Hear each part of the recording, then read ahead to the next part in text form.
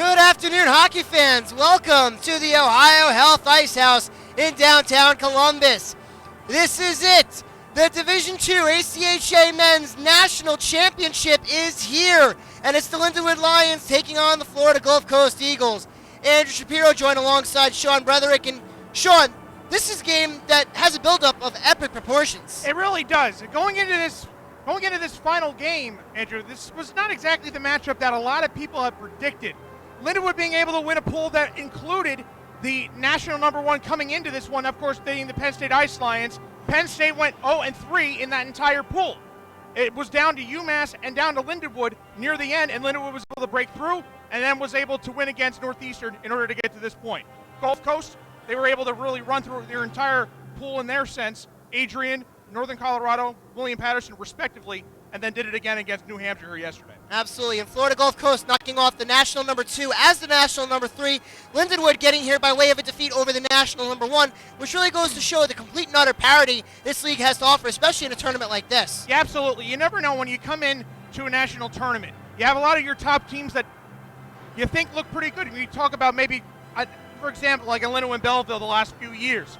You expect them to be, this top world beater of a team, and then all of a sudden, comes to the final day of pool play and they get bounced. You have teams like Penn State, Florida Gulf Coast in a few years, but this year they're here. It's a situation of you never know what you're going to get, and that's why you have all these teams here. They come to play, and this is why they come to play, be here today. Yep, and you mentioned Florida Gulf Coast dominance. They dominated again yesterday, a big 8-3 victory over the UNH Wildcats. What do you contribute to the success of the Eagles this year? Speed. A lot of speed, a lot of execution. They do a lot of stretching out the ice. They really open it up. You gotta really appreciate the way that Bob Brinkworth and the rest of this coaching staff for the Eagles really put together. They practice it on and on and on, hammer it home. And these guys have executed it with the knife-like surge and precision all tournament long, and nobody has seemingly been able to slow them down, let alone stop them. Right, and Lindenwood on the other side getting here by way of a gritty 2-1 victory over the Northeastern Huskies. And that was a game they led 2-0 after the first period. They gave up a goal in the second, and then they just buckled down and played defense, Sean. Absolutely. You look at this team that's Coach Gary Gardner's, of course, a veteran, just like Bob Brinkworth is in this tournament. Year in and year out, they're here, no matter what. A team that has turned over the last couple of seasons. A lot of young players, a lot of inexperienced players when it comes to this tournament, compared to Florida Gulf Coast. Talking to some of the coaches and the coaching staff yesterday, they are ready to skate with these guys. They have that confidence. They feel like the Lions can skate with the Florida Gulf Coast Eagles, and they think that they can bring home the championship to Lindenwood. Right, now Lindenwood, this is their first appearance in the national championship in school history. They've only been in the semifinals once before this year, as you can hear the teams taking the ice. Do you think the nerves are going to be there for Lindenwood? You're going to have nerves. Everybody's going to have nerves. This is it. The national championship game. There's nothing more after this. Win or lose, this is it. You're going to either go for it all or you're going to get nothing out of it all. Which one is it going to be? That's up for the players to decide. And you see Florida Gulf has taken the ice, Sean. They've been here before. They were here 2 years ago. They won it all in Westchester. They've constantly been there. Do you think that experience is going to help them out? Absolutely. You've seen how their experience has taken them through pool play, to the semifinal game. There has been nothing of any blemishes at all during them this season, and during this tournament, I should say. And Lindenwood's going to have to try to figure out a way to expose some type of weakness. And right now, I have not seen one from the Gulf Coast Eagles, but tonight and today could be different. All right, well, you heard it here, folks. It's the Lindenwood Lions and the Florida Gulf Coast Eagles in the Division II National Championship. Lineups, anthem, Brett Luther, John Peterson with the call on the other side. But for right now, here's public address announcer Andy Storrs. Good afternoon, parents and hockey fans, and fans watching the live webcast on the ACHA YouTube network.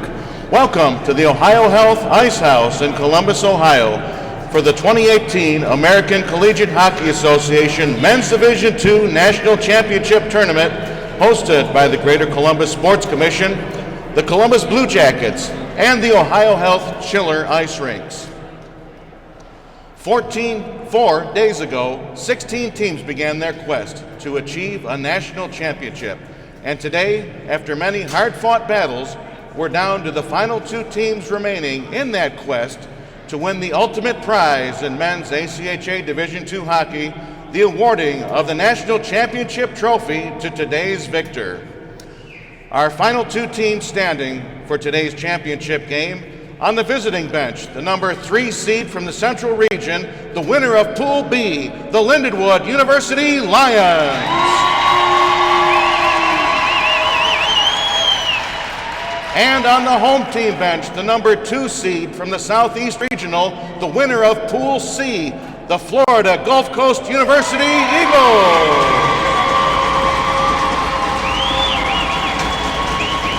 This is ACHA Public Address Announcer Andy Storrs.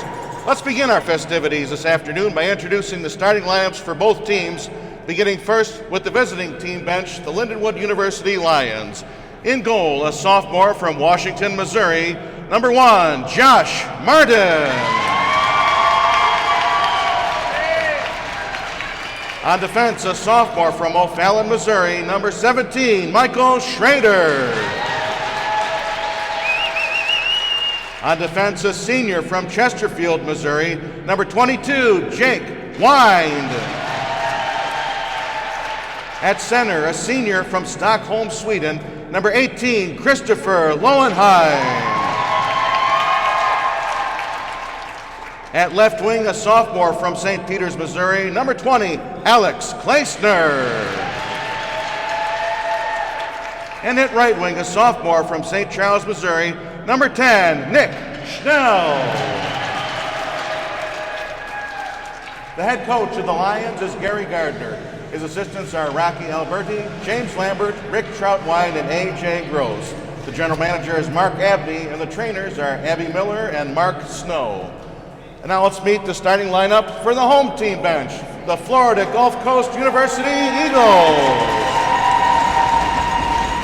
In goal, a senior from Brampton, Ontario, number 29, Brad Rambajan. On defense, a senior from Lutz, Florida, number 3, Logan Garst. On defense, a freshman from Fairfax, Virginia, number 20, Mike Haskins. At center, a junior from Palm City, Florida, number 23, Brett Ioka. At left wing, a senior from Morristown, New Jersey, number 12, Jordan Klotz. And at right wing, a senior from Weston, Florida, number 24, Eddie Leon. The head coach of the Eagles is Bob Brinkworth. His assistant is Bob Wasno. The general manager is Richard Snizek. The assistant general manager is Kate Wyatt. The trainer is John Young. And the faculty advisor is Mark Laviolette. Ladies and gentlemen, please rise and kindly remove all caps. And join me, soloist Andy Storrs and organist Gary Lichthardt, in the singing and playing of the Star Spangled Banner.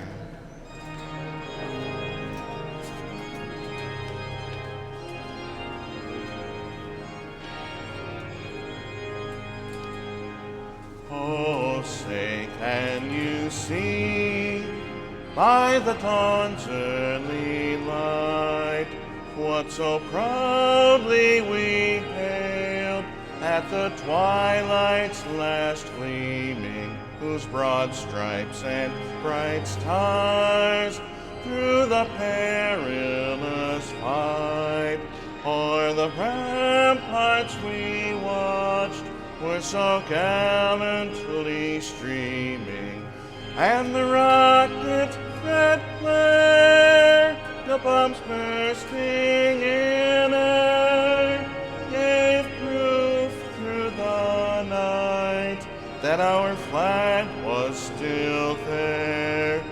Oh, say does that star-spangled banner yet wave o'er the land of the free and the home of the brave?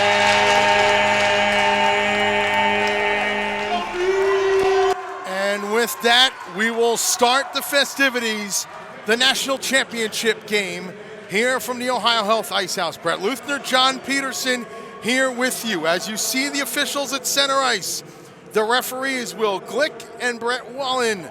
The linesmen Brandon Target and Drew Walter. In goal for Lindenwood, it is Josh Martin wearing number 1. 4-0 in the tournament, a 208 goals against, the 922 save percentage.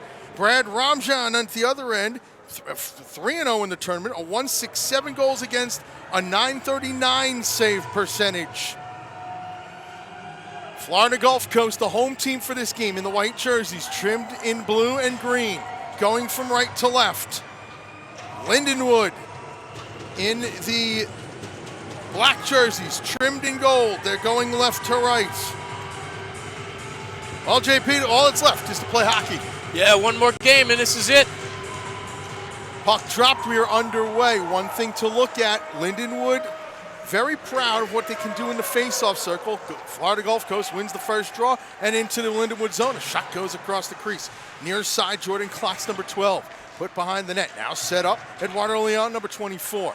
Back to the point, sending it down low. Michael Haskins, number 20. Haskins has it back, looks, throws through a screen, it goes wide. Rebound on the far side boards. Bright sunny day outside here in Columbus, so the natural lighting coming in full force here. Across ice passes all the way through. A backhand attempt that time by the number 20, Alex Kleesner, off the mark, and the puck comes to the far side board. Picked up by Klotz, turned it over, moving his own. A shot deflected just wide. Lucas Freiberger, number 9, with that opportunity. Check that, number 8, Benjamin Krause. They tie up along the near side boards. Still the puck moved around and eventually comes up to the blue line, not out. A send back in, this time Sean Vitti, number 6. Centered out in front, a shot is blocked. And Lindenwood finding some zonal pressure here early. And now out comes Leon. Center ice, the rest of his Eagles teammates look to change. Yeah, Vitti waited a little bit too long to take that shot in front of Rampajon. Dumped into the zone, going back for this one. Here's the number 7 of Hunter Schiffman. Around the boards and out to center, and now the regroup. Gathered initially by Josh Corner, number 17, who's had himself a heck of a tournament, JP. Yeah, he has. He scored 4 goals, 3 goals the other day in the semifinal. Corner has got, all told, as we're looking through the stats, he's got 8 goals and 5 assists in the tournament. 4 of them in yesterday's semifinal win. And now a regroup and a send back in. Tell you what, one thing we've seen here a little bit early in this game, Brett, Lindenwood's not gonna try and not let Florida Gulf Coast get those easy breakouts. You can see they're trying to clog up the middle of the ice as Florida Gulf Coast comes out of their own zone. So back for this one now, the number 13, Trevor Mullally, sends into the Lions' end. Retreating for this, Jake Wine, number 22. A little chip pass ahead, and out come the Lions. It'll be a 3-on-2 if they can connect here. In the zone, Jet Bell, number 28. And then this one goes up and out of play, getting a stoppage. So early on, as you see some lumber, well, that's not lumber anymore on the ice. No, it's definitely not. No, it's definitely different materials now. So, early, is this something that Lindenwood could sustain for 60 minutes against a team that's been flying this You know run? what? They're going to have to. They're going to have to do it to be successful out here. We've seen 2 teams, or should we say 3 teams now, try to do it to Florida Gulf Coast, and they just couldn't. 17:21 is on the scoreboard clock here in the first period. The clock we have here manually operates, so we'll catch up with that in a moment.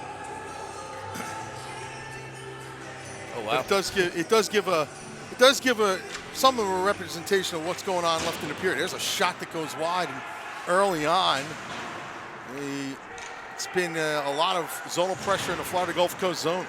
Picked up there by Luke Gassett, number 13. Thrown through is blocked off, out to center. And right now it looks like, at least for the first 3 minutes, JP, that the Lions are stepping in front of a lot of long passes. Yeah, Lindenwood has been able to keep the fast break opportunities that Florida Gulf Coast likes to do basically to none, because they've been able to get in front of the passes, they've been able to cut guys off. You know, it's something that they have to do to definitely make sure these breakaway attempts don't happen, because when they get breakaway attempts, Florida Gulf Coast is deadly. This was an icing call against the Eagles. And off the draw, the Eagles win, send out to center.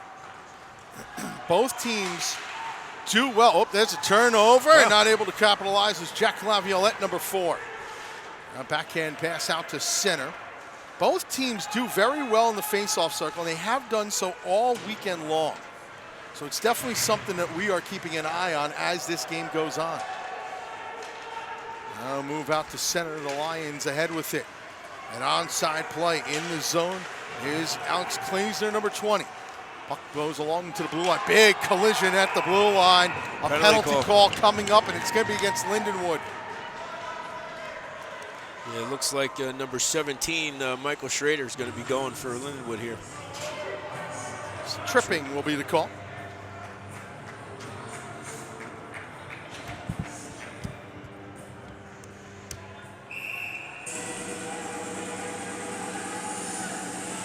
I'll write that off for you in a moment. Time of the penalty is at 3:40.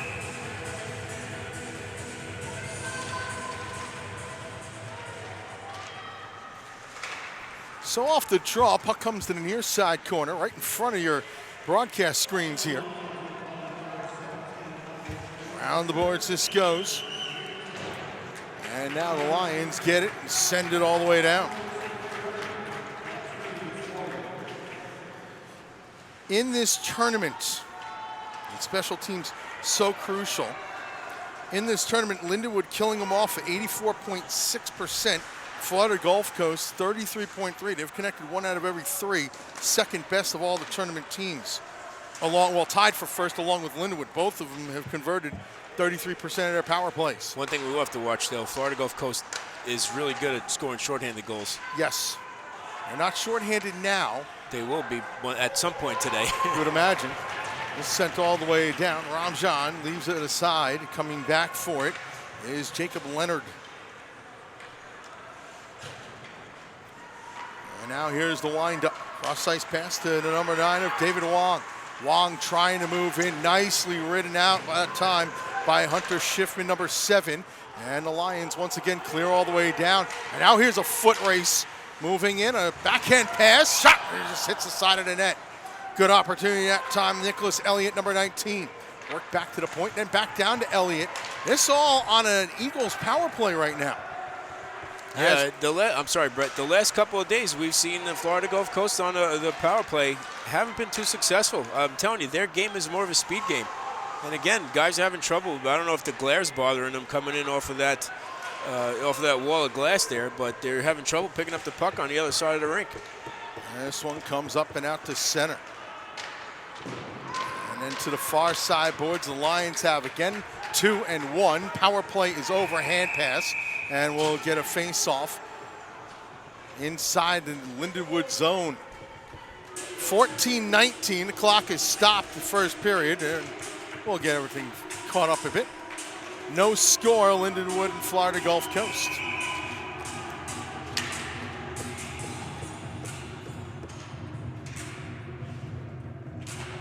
Off the tie-up, Lions win the draw. Puck goes around the boards with Michael Schrader, number 17. Second tipped out to center, and Lindenwood trying to break into the zone. Not able to dip through is Kleisner. Back out to the neutral zone this goes for the slug back in that time by Christopher Lowenheim, number 18. Pass goes right through some legs and all the way to the Lion zone. Retreating for this, Jake Wine. Cross-ice pass and chipped out of the zone. Sent right back in wide of the cage by Drake Stimpson, number 22. And quickly the Lions get it back towards the Eagles' end.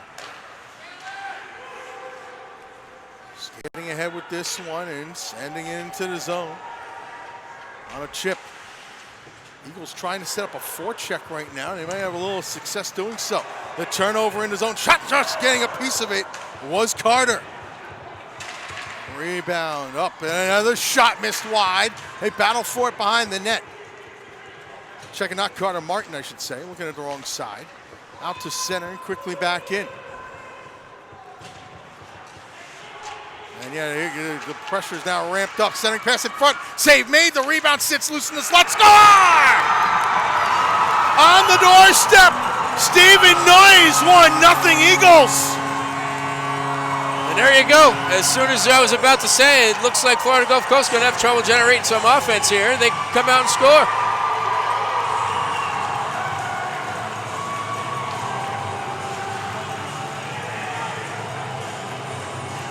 Here's the look at it again, the goal mouth scramble. It just snuck in, Noyes. Yeah, as he was about to get back up from getting knocked over, he was able to get his stick on the puck and lift it over the goaltender. And so, as in every other game in this tournament, Florida Gulf Coast draws first blood. A 1-0 lead, and the Lions right back into the zone. And for Noyes, it's his first point of the tournament. A 5'7", 175-pounder from Newport Richey, Florida. What a time to get your first point of the tournament. Now Lions setting up pressure in the zone. Up the wall and eventually out to center. Didn't we see that last year with the NYU player? Yeah, I believe so. I'm pretty sure. Didn't he score like a goal or two in the game? That's all the way on goal. Ramjan makes the save. Noyes now 2 goals coming into this tournament on the season. And so we do have a third member of our broadcast crew. His microphone should be on. His name is Rasty McGibbon. But he's there he is. There he is.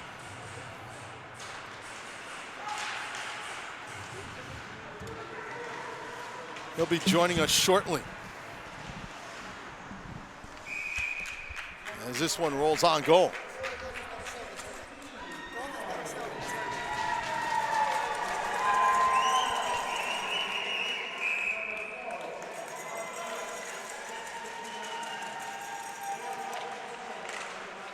So 1-0 on the Noyes goal. Puck comes around the boards and eventually out to center. Wong. Nice pass on head to corner. Shooting, it's blocked off and into the corner. Around the far side boards. Picking this up is Josh Levin, number 21. A cross-ice pass on the money. A shot goes wide. Now Levin goes after it.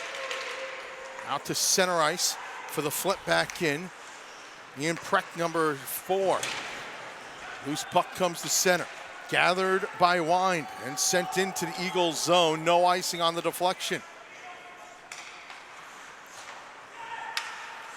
So long pass bounces off the linesman trying to get out of the way. And the Eagles have to regroup. And there they go, JP trying to find that long pass again. Yeah, that's the way they run. Generates a lot of their offense and helps on the defensive end. Covered up that time by Josh Martin. We get a whistle, 11:10 to go. First period, 1-0 Florida Gulf Coast.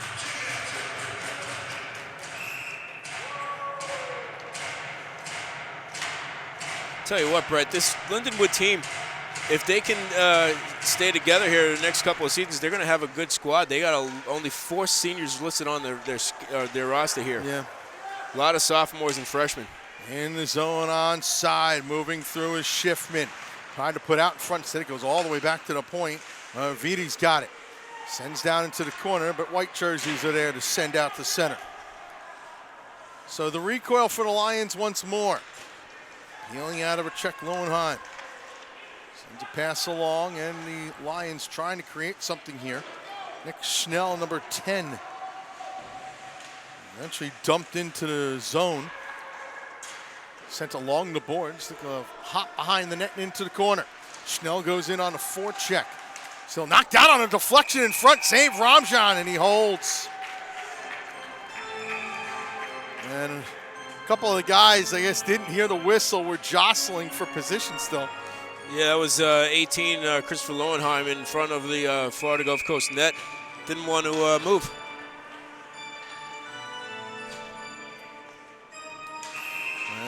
We're going to get a new player in the face-off circle with 10:23 to go here in the first.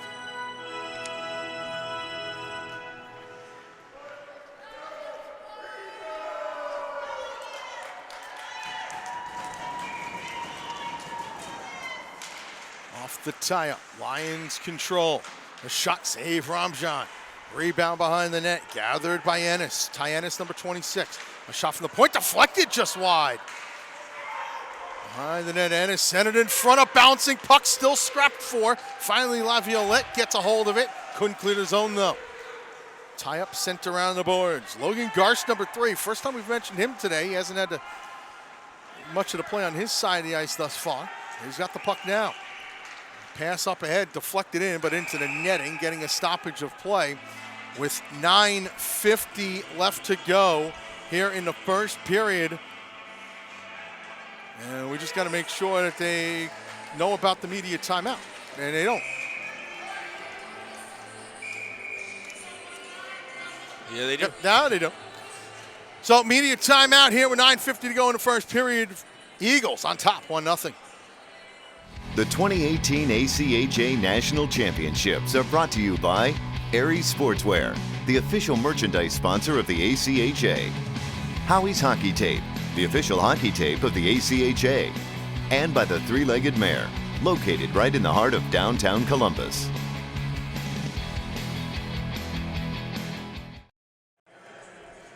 Back here, 9:50 to go, first period. There's one goal on the home side, and it comes courtesy of Steven Noyes. 1-0 Eagles lead the Lions. Face-off numbers early. Lindenwood has won 7 out of 11 draws. Might be one of the reasons why we're still at 1-0, because every time we've seen it, JP, when Florida Gulf Coast wins a draw, they're gone. Yeah, once they get the puck on the stick, the forwards release, go straight up the ice. The pass is usually tape to tape or somewhere on target, and it's received, and they go in for a breakaway. Maybe they were playing a little bit tight to start the game just to get used to this ice surface today. We'll see if that goal maybe opens them up a little bit, and they start putting some pucks on net now. It's sent into the Lindenwood zone. Back behind the net, and pitchforking it out of play is wide, and we get another stoppage. Tell you what, we got to look at too. Lindenwood has been doing a good job of defending against Florida Gulf Coast. See if they can get some opportunities going the other way and take advantage of some of the puck time they get in the offensive zone. Because they have not been shy to counterattack in this game. No, not at all. Puck out and past the point, goes all the way down, and so the retreat is on. Going back for this one is the number 5 of Matt Solera. A little pass chipped ahead. Brett Yoakum, number 23, sends into the zone. Back and behind it, goes all the way around to the near sideboards, and the Lions looking to break out the center. They can't do so, however. Corner, Colotz, I should say, can't tee one up. And now Lindenwood dumping it into the zone through the person of Michael Schrader, number 17. Puck comes out in front, and an errant pass. Colotz has to just do well to send it to center. A lot of bouncing pucks right now on Florida Gulf Coast side. But a lot of equal time in the zones here. Now dumped into the Lindenwood end. Going back for it is Vitti. Gives on off to Schiffman. Hunter Schiffman near sideboards. Wedged on the play there. A couple body checks going along. And the Lions break out with it. Here's Schnell. Nick Schnell trying to leave a pass off. It's deflected away. And not cleared. Good time twice kept by Klaesner. Klaesner throws one towards the goal, deflected up into the netting, getting a stoppage of play. 8:29 left to go, first period, 1-0 Florida Gulf Coast. So in the past 2 games, we've seen Florida Gulf Coast get a lot of bounces and off of stick pokes and a lot of checks go their way. So far tonight, we haven't seen that. We've seen them go the way of Lindenwood, so keep an eye on those as well. Off the tie-up, this comes to center. It is Jake Leonard, number 8, and turning it over. Battle for it right along and into the zone. Onside play for Klaesner. Try to leave a pass on off. That's deflected. Out come the Eagles. David Wong. Wong trying to step in front, but that's intercepted by Klaesner once more. He's had himself a good game thus far in these first 12 minutes of action. Loose in the neutral zone and eventually sent in by Stimpson. Martin lets it go around the boards to the near side. And a nice move, and the Lions are out at least to the neutral zone, but a good knockdown that time. Keaton Arkeopane, number 11. And back into the Lindenwood zone this goes, no icing. Winning the race there is Preck. Goes around the near sideboards, and then the tie-up ensues right in your living rooms. Off the steal, moving around Fogarty. Brandon Fogarty tried to center out in front, couldn't do so. Now on it, Arkelpane. But tried to put it back for Eric, maybe number 10. That's tied up. Puck comes up and out to center. Bounces around and eventually settled down. It'll be a hand pass. Rasty McGibbon is our third member of the team. I do believe he's got a microphone on him. I am there with you guys. And so, what? I'm actually down by the goaltender from Lindenwood, and you know, one thing I'm seeing for Lindenwood, there's a terrible sense of desperation when they pick up that puck in their own zone. And one thing I've said a lot this tournament about many different teams is if they could just start advancing the puck out, there are a lot of turnovers in that neutral ice area where they could really, try to capitalize. That shot save, Rom. John, rebound swatted out. It'll be another hand pass. Hey, Rasty, while you're down there, do you see a difference in the way Lindenwood's getting back on defense, how they're all coming back as opposed to the way New Hampshire did yesterday? I will check into that and get back to you. Okay. I was on polishing duty with the cup. There you go. I could see it up here. I just wanted to see if you could see it down there. So now around the boards, this goes near side. Puck comes out to center. Quickly slugged back into the zone by Schrader. And now the Eagles trying to get out once. A nice move. In goes Fogarty. Tried to drop one off for Arkelpane. Couldn't get it to him. And the puck goes around the net. And the Lions clear out to center. This all the way down, no icing. This has been an even game so far. 1-0 in favor of Florida Gulf Coast on a goal mount scramble goal by their number 26, Stephen Noyes. And now out to center come the Eagle. Not for long, though. Being repelled, Brandon Beard, number 21. Cross ice pass. The goal scorer Noyes chips it in, but he's beyond the red line. Icing will be the call with 6:18 to go in the first. Tell you, Brett, Lindenwood is playing a really good game of defense right now. Yep. They're not letting Florida Gulf Coast get those clean breakouts and get the men cutting through the middle of the ice. They're doing a really great job of getting back. And I would agree with JP. Defensively, they are going to have to turn the tide somehow to turn that neutral ice area into a less foreboding area for them. And backhand is just off the mark. A spinning backhand. Now a centering pass out in front is intercepted. Sent all the way down. Foot race is on. And Laviolette will not get there first, but there's a penalty call coming up. There is a reason why. Delayed call against Lindenwood. There's the whistle. Laviolette was going to win the race and was held up, and the Eagles will go on their second power play. Let's see if the second one is a little bit better than the first one for Florida Gulf Coast. Going Schiffman, I believe, Hunter Schiffman. Number 7 for Lindenwood.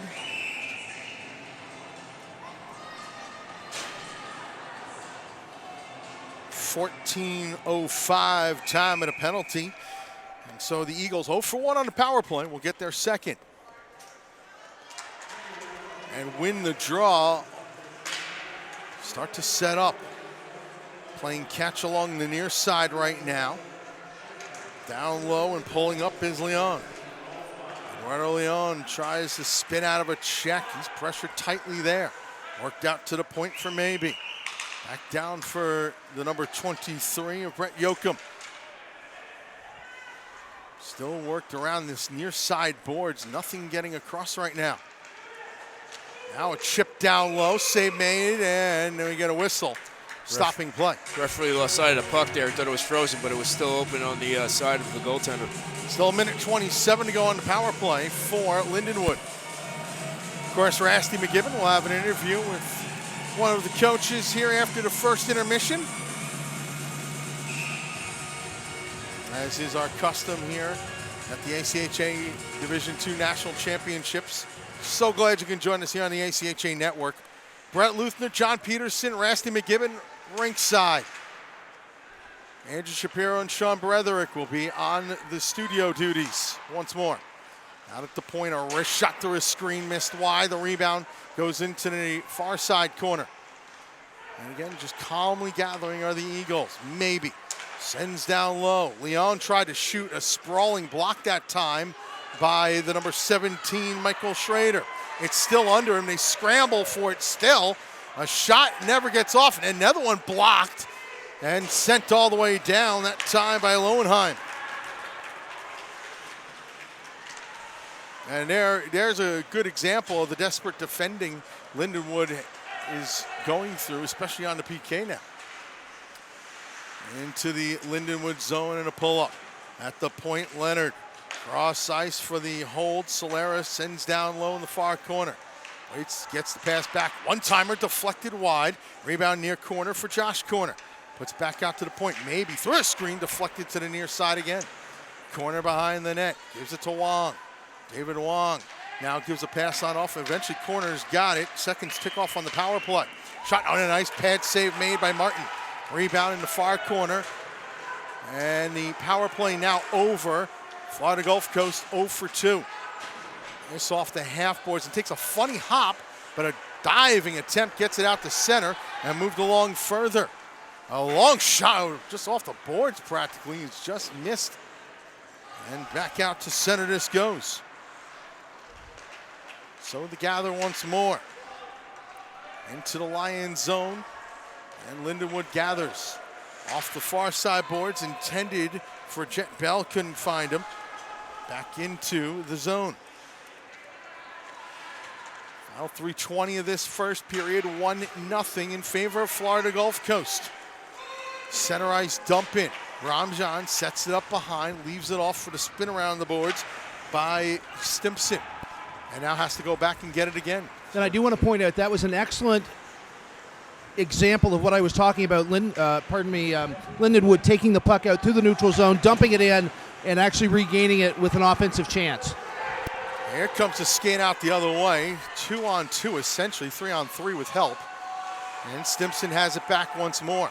Long cross ice pass, finding the mark of Arkelpenu, sends it into the zone, a little bit high, but it flops down flat inside the zone. Lions coming back out to center. That pass though blocked off. The forecheck is on for Florida Gulf Coast. Finally moving it out and down. We're Lions.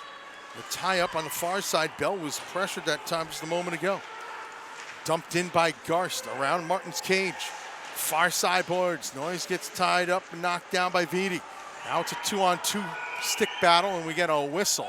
Stopping play with 2:10 to go. First period national championship game here in Division 2. 1-0 Florida Gulf Coast. Oh, the net came off the stanchion there. Guys trying to cut the corner.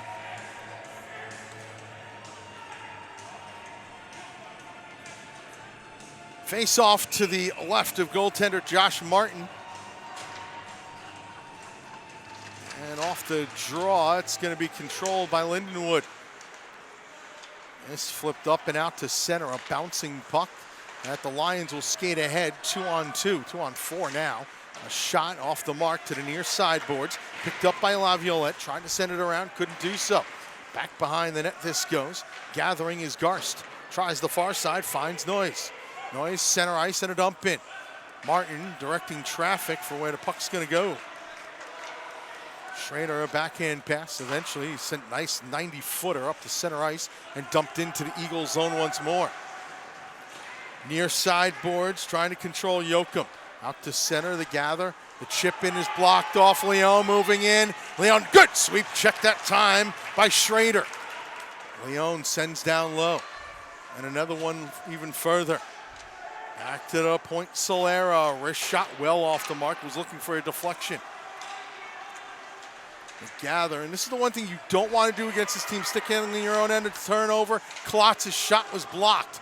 Left off at the point for a blast by Leonard. Steered aside by Martin. This off the half boards, but not out. A send down low. Everything tied up in the Lions zone right now.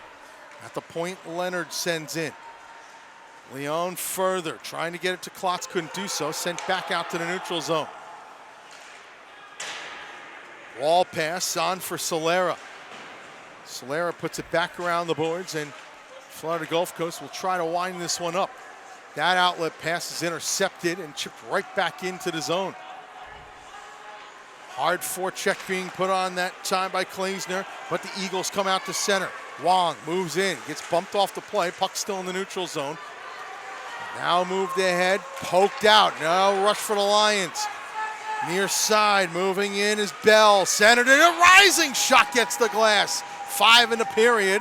One of the Lions goes down behind the net. Tries to stuff out in front. That's blocked off, and the first period comes to an end. Frantic final moments of the first period. That sees Florida Gulf Coast lead 1-0.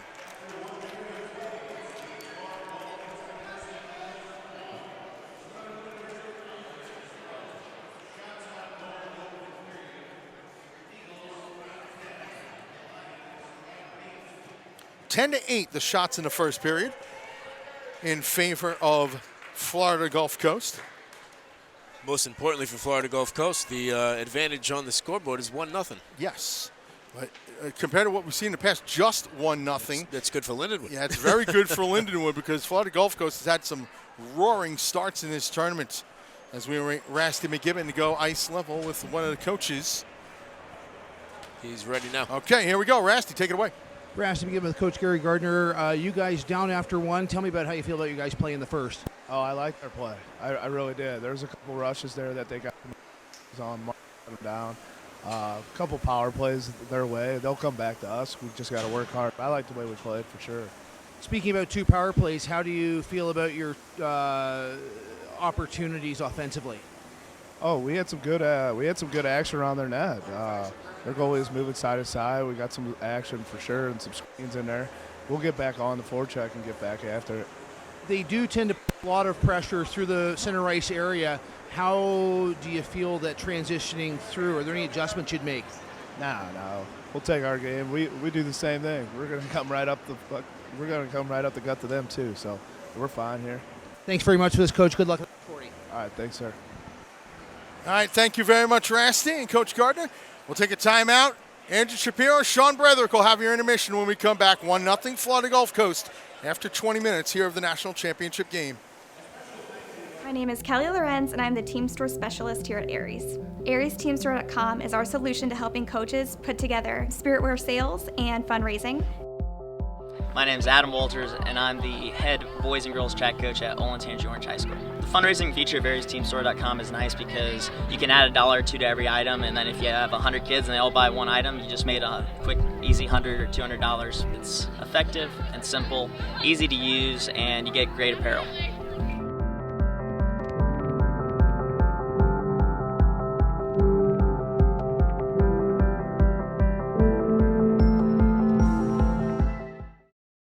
Hey, this is Betsy from Howie's, and I want to tell you a little bit about our hoodies.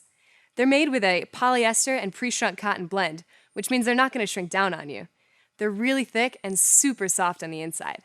They also have these classy Howie's cloth laces on them. So whether you're at the rink or out on the pond, I know you're going to love this hoodie.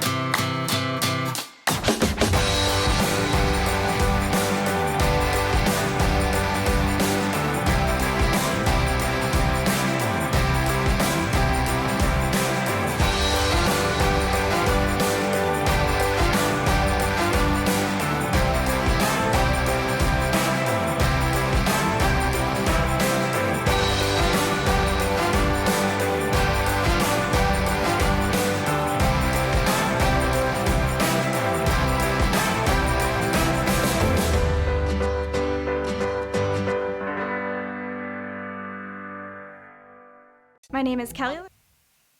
Welcome back to the Ohio Health Ice House in downtown Columbus. It's 1-0 Florida Gulf Coast University after the first period of play. Andrew Shapiro joined alongside Sean Bretherick. And Sean, let's get your thoughts on that opening period there. You know, honestly, I think a lot of people were pretty surprised with the play of Lindenwood in this first period. Again, when I talked to the coaches yesterday after both games were concluded, you know, they believed that their players could skate with Florida Gulf Coast, and at least for the first 20 minutes, that seems to be the case. Very much up and down the ice, and they've been able to keep with them.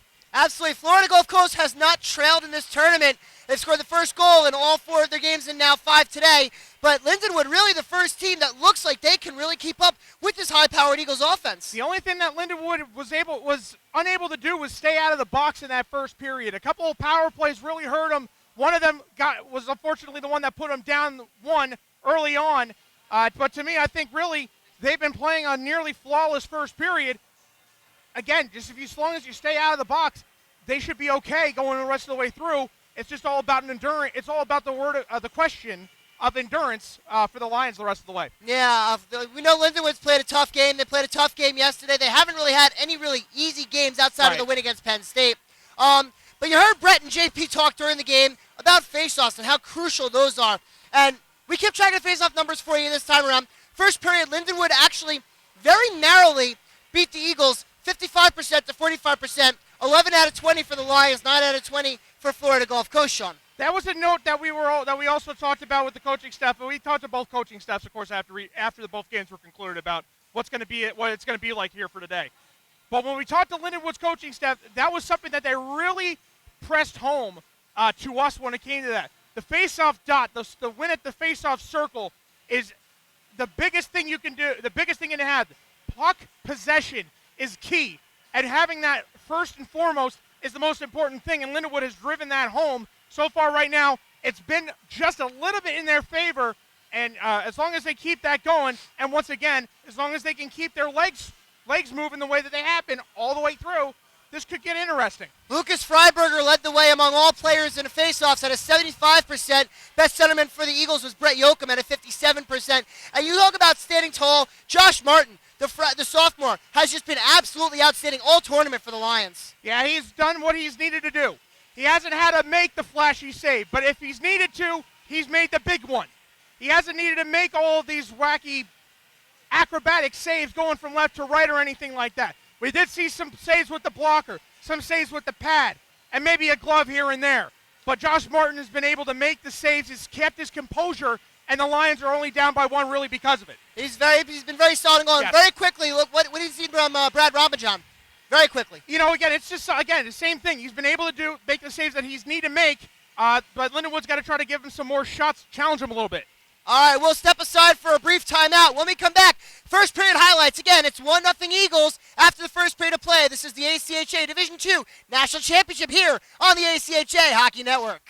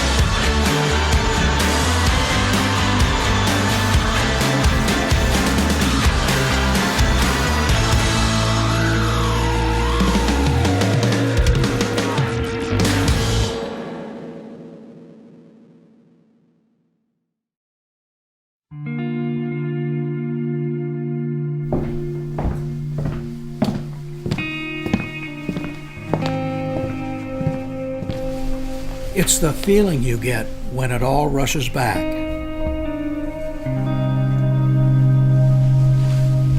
The lights, the sounds, the thrill. This memory has been earned and preserved for a lifetime.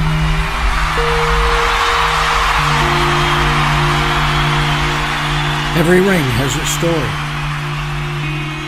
What will yours say?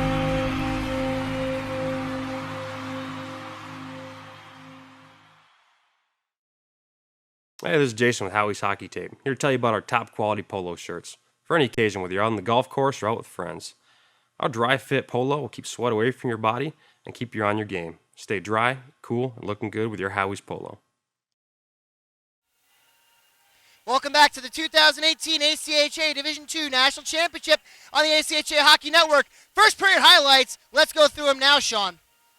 Absolutely. It's, again, a very interesting first period. It's all been about the skating, but Martin is able to really make a good save here and a big hit. The physicality is not something that we really talked about with these two teams. Arklepane sending Ben Krause down to the ice. That led to a good scoring chance there off the stick of Brandon Beard. And here's the goal scoring on the net mouth scramble by Stephen Noyes. And absolutely, you look at the way that Florida Gulf Coast has had to get their goals. They haven't had to really scramble for one like this. And as you can see there, Noyes being able to put that one finally past Martin off of a scramble in front. Just a little bit of bad luck there for Josh Martin. And so, Sean, as we get ready for the second period, what are you looking for out of both of these teams? I'm looking to see if Lindenwood can continue their pressure. I want to see if they can continue to skate with Florida Gulf Coast. Gulf Coast hasn't had to face a team that has been able to skate with them all tournament long. And right now, Lindenwood, at least through 20 minutes, have been able to do so. I want to see if Lindenwood can continue to do it through the remainder of this 40. It's a 1-0 lead for the Florida Gulf Coast Eagles. When we come back, Brett Luther, John Peterson will take you through the second period of action. It's the 2018 Division II National Championship Tournament here on the ACHA Hockey Network.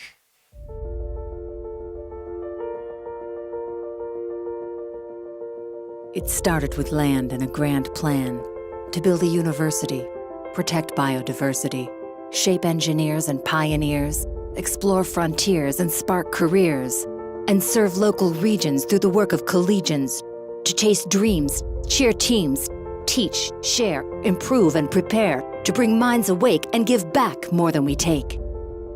To build a school of wonders where communities connect, inspiring those who inspire others. That's the FGCU effect.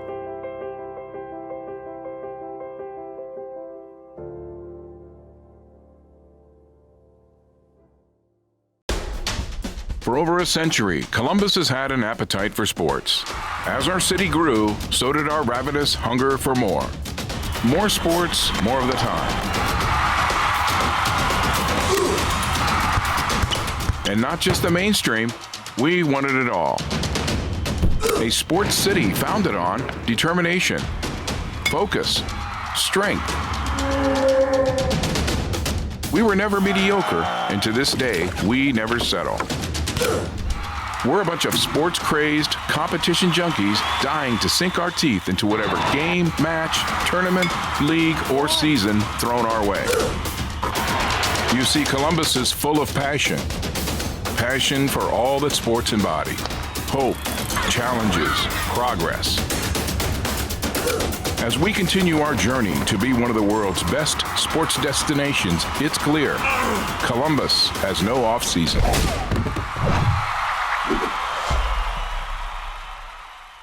My name is Kelly Lorenz, and I'm the Team Store Specialist here at Aries. AriesTeamStore.com is our solution to helping coaches put together spiritwear sales and fundraising. My name is Adam Walters, and I'm the head boys and girls track coach at Olentangy Orange High School. The fundraising feature of AriesTeamStore.com is nice because you can add $1 or $2 to every item, and then if you have 100 kids and they all buy one item, you just made a quick, easy $100 or $200. It's effective and simple, easy to use, and you get great apparel.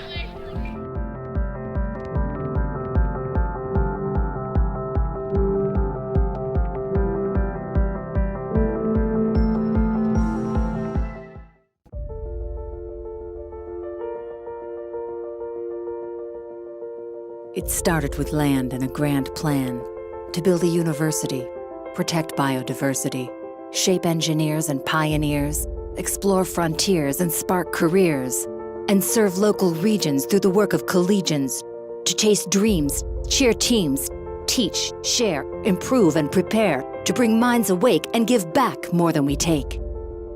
To build a school of wonders where communities connect, inspiring those who inspire others. That's the FGCU effect.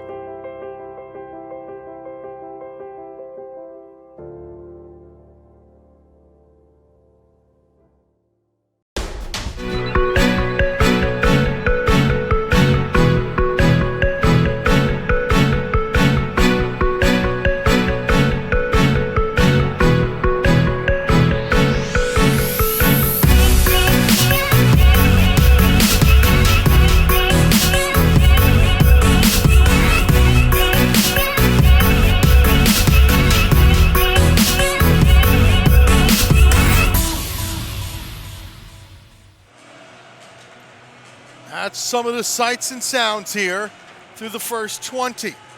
1 goal's been scored. You saw the team that celebrated it. Florida Gulf Coast 1-0 over Lindenwood. Brett Luthner, John Peterson, and JP. That was a very, very good first period. Very good first period. We're quite surprised because Florida Gulf Coast has been jumping off to big leads, having big periods early. Lindenwood did not let them do it this time. Lindenwood has what seems to be like a good game plan coming into this one to try and defend that long stretch pass by Florida Gulf Coast and not let them break out of their zone as quickly and as easy as they have been. 10-8 are the shots in favor of Florida Gulf Coast as our second period is underway here from Ohio and the Ohio Health Ice House. A champion will be crowned, we believe, in the next 40 minutes, possibly longer, as this goes down no icing. Possibly longer if we need it. Overtime. Which fans around the ACHA world would love. And there's no tiebreaker in this overtime. It's sudden death. It is, and you play till you score. But we got a lot of time before we get there. A neutral zone play back into the Eagle zone now, and Florida Gulf Coast gathers once more. And JP, what we saw a lot in the first period, the Lions are starting to do again here in the second, as this is offside, is they're bottling up those long passes. Yeah, they're definitely making sure that Florida Gulf Coast does not have that easy out with those long stretch passes and hitting the home runs up the ice. One way to slow them down is to clog up the middle and get in front of those passes. Off the tie-up, puck around. There are, no shades, I'm sorry. Just some frosted windows as this goes for icing. Just some frosted windows that don't allow full light and the full blast of the sunlight in, but still. Face-off to take place in the Florida Gulf Coast zone to the left of Bradley Ramjan. Off the tie-up, Lions control. A backhand pass in the zone is sent up, but not out. Loose at center, and the Lions gather once more through Schiffman. Sends it up the far side boards for the pitchfork in. Eagles getting back defensively and sending it out to center.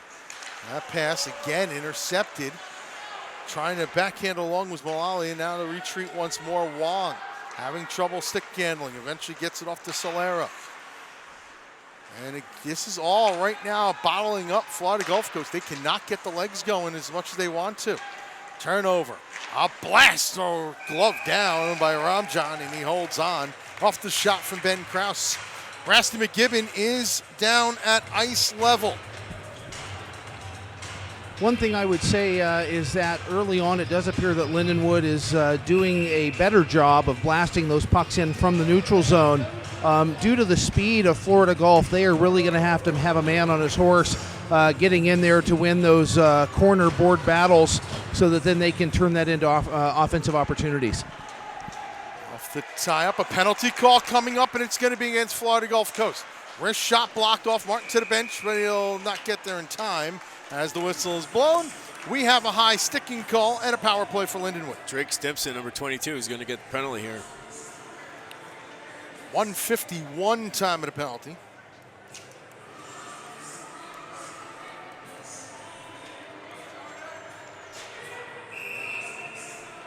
And here it is. Ooh, yeah, got the stick right up in the shield. Well, here's the moment in time where Florida Gulf Coast usually explodes for a goal or two on the penalty kill. They've scored shorthanded goals in each of the last 2 games. And this was sent up all the way down. So Martin will set it up behind, and the Lions will look to start it out. And again, a nice little support combination, and the Lions get it into the zone. An onside skate, moving in, trying to get a shot off, but able to do so is Klaesner. Cross ice pass well intercepted and sent all the way down.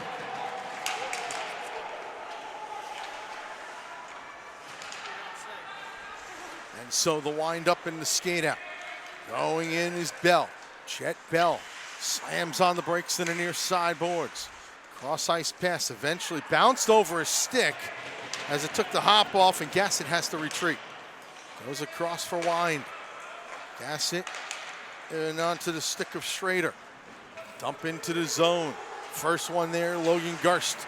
Sends it around the boards, and it hops off and out of the zone. Foot race is on. David Wong goes back. He'll tie his man up and then hook the man down. No call. I think that was more of holding the stick penalty and a little bit of a dive there. In the zone, centering pass out in front, missed. Lindenwood still has 31 seconds on the man advantage. Right now, that puck bouncing all over the place. I'm telling you, man, it's killing Florida Gulf Coast on these attempted breakouts. Here's a setup for a shot deflected near side corner. Getting to it, Kraus. Back to the point, Schrader. Across for a one-time, that's deflected wide. Rebound swept in front, shot blocked off. Good block that time by Solera. And now this comes up, not out of the zone. And now here's a break attempt going the other way. Josh Corner moves in. Save made by Martin. Moved in 1-on-0 and made the stop. And now this goes up and all the way down once more. Florida Gulf Coast got what they wanted there. Now they're going to get an icing call in their favor. Florida Gulf Coast got what they wanted there by Corner stealing a pass, getting a breakaway. Unfortunately for him, Josh Martin was in net and he made a nice pad save. Face-off will stay in the zone. Actually, Lindenwood very lucky on that play as the trailing man trying to knock the puck out, but it came across as a two-hand slash, and they were not called there on that breakaway opportunity by Florida Gulf.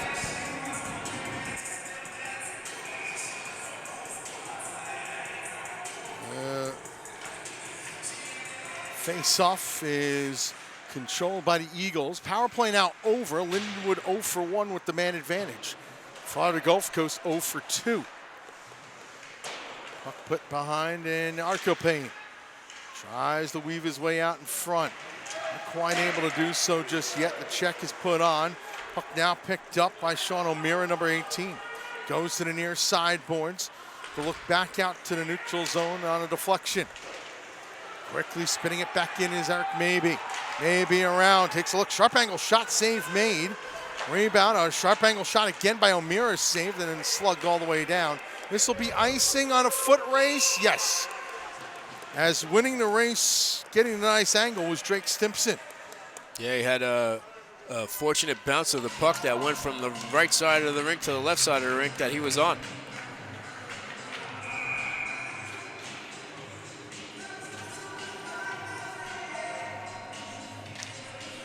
Off the tie-up. Practically was a tie-up. Sent along the boards, and now this will be brought up and out to center. Weaving his way along is Freiberger. Lucas Freiberger chips it into the zone. A bouncing puck goes along the boards. Laviolette tries to clear up, but he missed on the shot. That wrister goes wide. Rebound to the near sideboards. More of the tie-ups along there. Well, I mean, a lot of board battles because of where the puck has been in this game, JP. Yeah, it has been bouncing quite a bit today. A board battle in that game, I would imagine, favors Lindenwood because that's negating Florida Gulf Coast speed. Yeah, it definitely is. Cross ice pass, the send in, no icing on a deflection. Back for it, Schiffman. Hard off the wall out to center. Logan Garst has it.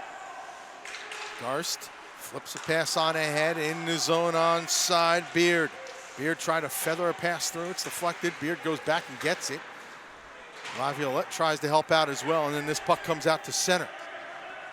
So the gather once more for the send-in by Haskins. And the Lions will start to break it out once again. A flip in from center. And didn't get center, so it's an icing and a face-off all the way down. With 13:50 to go in the second period, the clock stopped, and a 1-0 Florida Gulf Coast lead.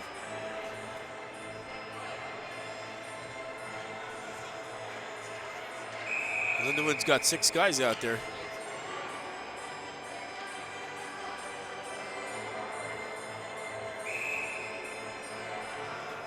Our scoreboard clock on there is still running, manually run, and so I'm saying somebody's got to get back out for the icing. Well, they got 6 guys out now. Well, they're having a discussion between the referee and the head coach, Gary Gardner, over here concerning this is, and the referee actually say, this is the second time in a row you guys know that you can't change on the icing, and he's having to come over to the bench to grab these guys. So I don't know if he's going to call a bench minor if it were to happen again, but definitely a warning being given to the Lindenwood bench here to my left. Now, finally, the face-off conducted. Around the boards this goes. On the near side, not able to keep it in that time with Solera. He's got to retreat for this one, another icing. As he's saying he couldn't catch up to that puck in time. 13:37 to go. We will have our scorer clock catch up eventually.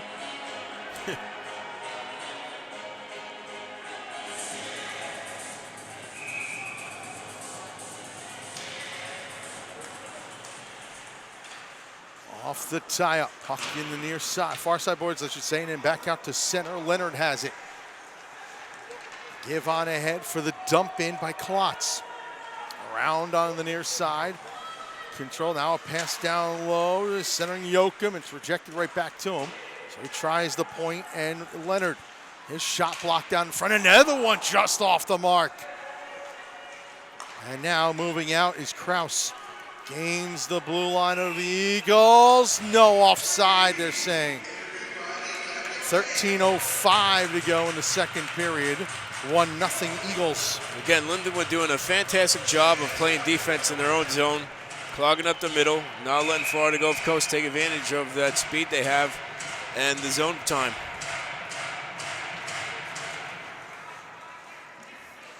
Off the draw. Puck put across and now sent into the zone, quickly rejected back out. Lindenwood's first trip to the national championship game as this shot goes wide. It was only their second trip ever to the semifinals coming into this one. The previous time in 2015 when they got knocked out by the eventual champion NYU in the semifinals in Salt Lake City. Now they're here in 2018. And now in the championship game for the first time. Florida Gulf Coast has already won it a couple times. Most recently 2 years ago as that floats behind the net. Not able to grab it was Martin. Work back to the point. Now the setup for Florida Gulf Coast. Center down low. Save made by Martin. A rebound. Stuff attempt. Nobody can get there. Another shot. Oof. Martin had to fight that one off. Shrug it and everything. And eventually make the save and hold on. That puck was up around his mask and might have tipped that little visor he's got on down there. The neck protector. From my days of playing goalie, I had one of those too.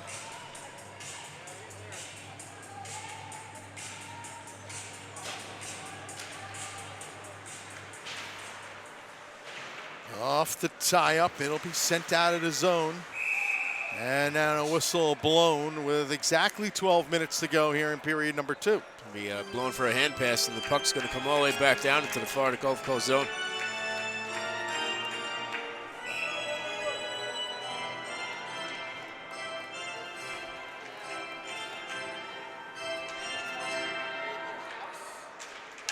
Off the tie-up. That's a nice save by Ramjan. Right off the Lindenwood face-off win. And this comes out, flipped into the zone that time by Maybe. So the recoil once more. Lindenwood trying to break out. And nearly had a pass sprung ahead for Dylan Miller, number 15. At center ice.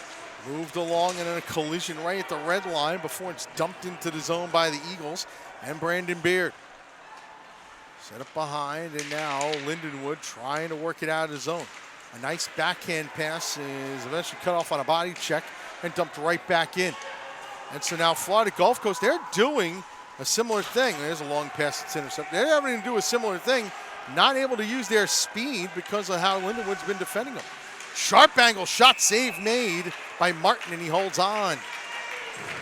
Yeah, nice job by Martin. Able to get that puck. Don't want to give up any rebounds. Covers up right away. Don't let anybody dump in some garbage goal there.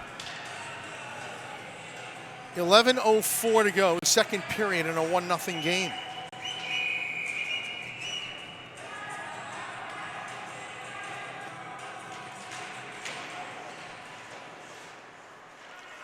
Off the tie-up. This comes up and out to center, a bouncing puck. That from a knee, and getting back up, Leonard sends back in. Another lob all the way out to center, gloved down this time by Solera. Near side boards, and now the Lions trying to get into the zone. And Florida Gulf Coast, let's give them credit too. They've done a good job bottling up any kind of counterattack from Lindenwood. Yeah, they have. Although this gets to the point, there's a blast, deflected a couple of times and goes just wide. At the point, the hustle in, not able to keep it that time was Wine. Out at center, now glove down and back in the zone. Trying to step through and unable to do so is Luke Gassett. Skated back out by Laviolette, had it stripped off of his stick and offside. Gassett had not gotten out of the zone in time. We get a stoppage of play with now 10:16 to go in the second period. Lindenwood coming closer and closer every time they go down the ice. One will be the one that's going to break through.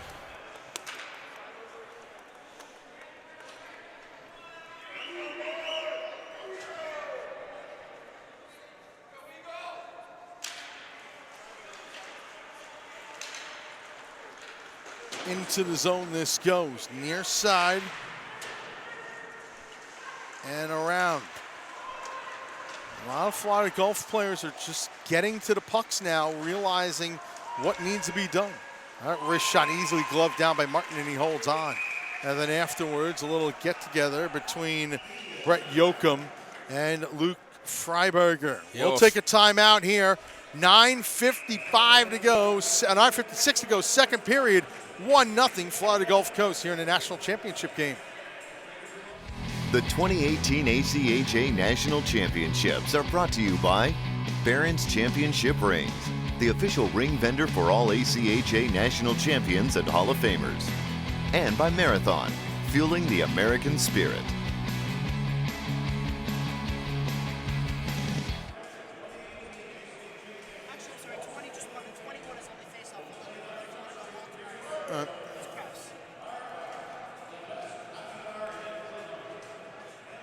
$9:55 to go, second period. And JP, you were saying something about that little scrap before the break. Yeah, I was going to say the reason why Freiberger was getting a little bit of the business there was because he actually passed by Eddie Leon, gave him a little shot.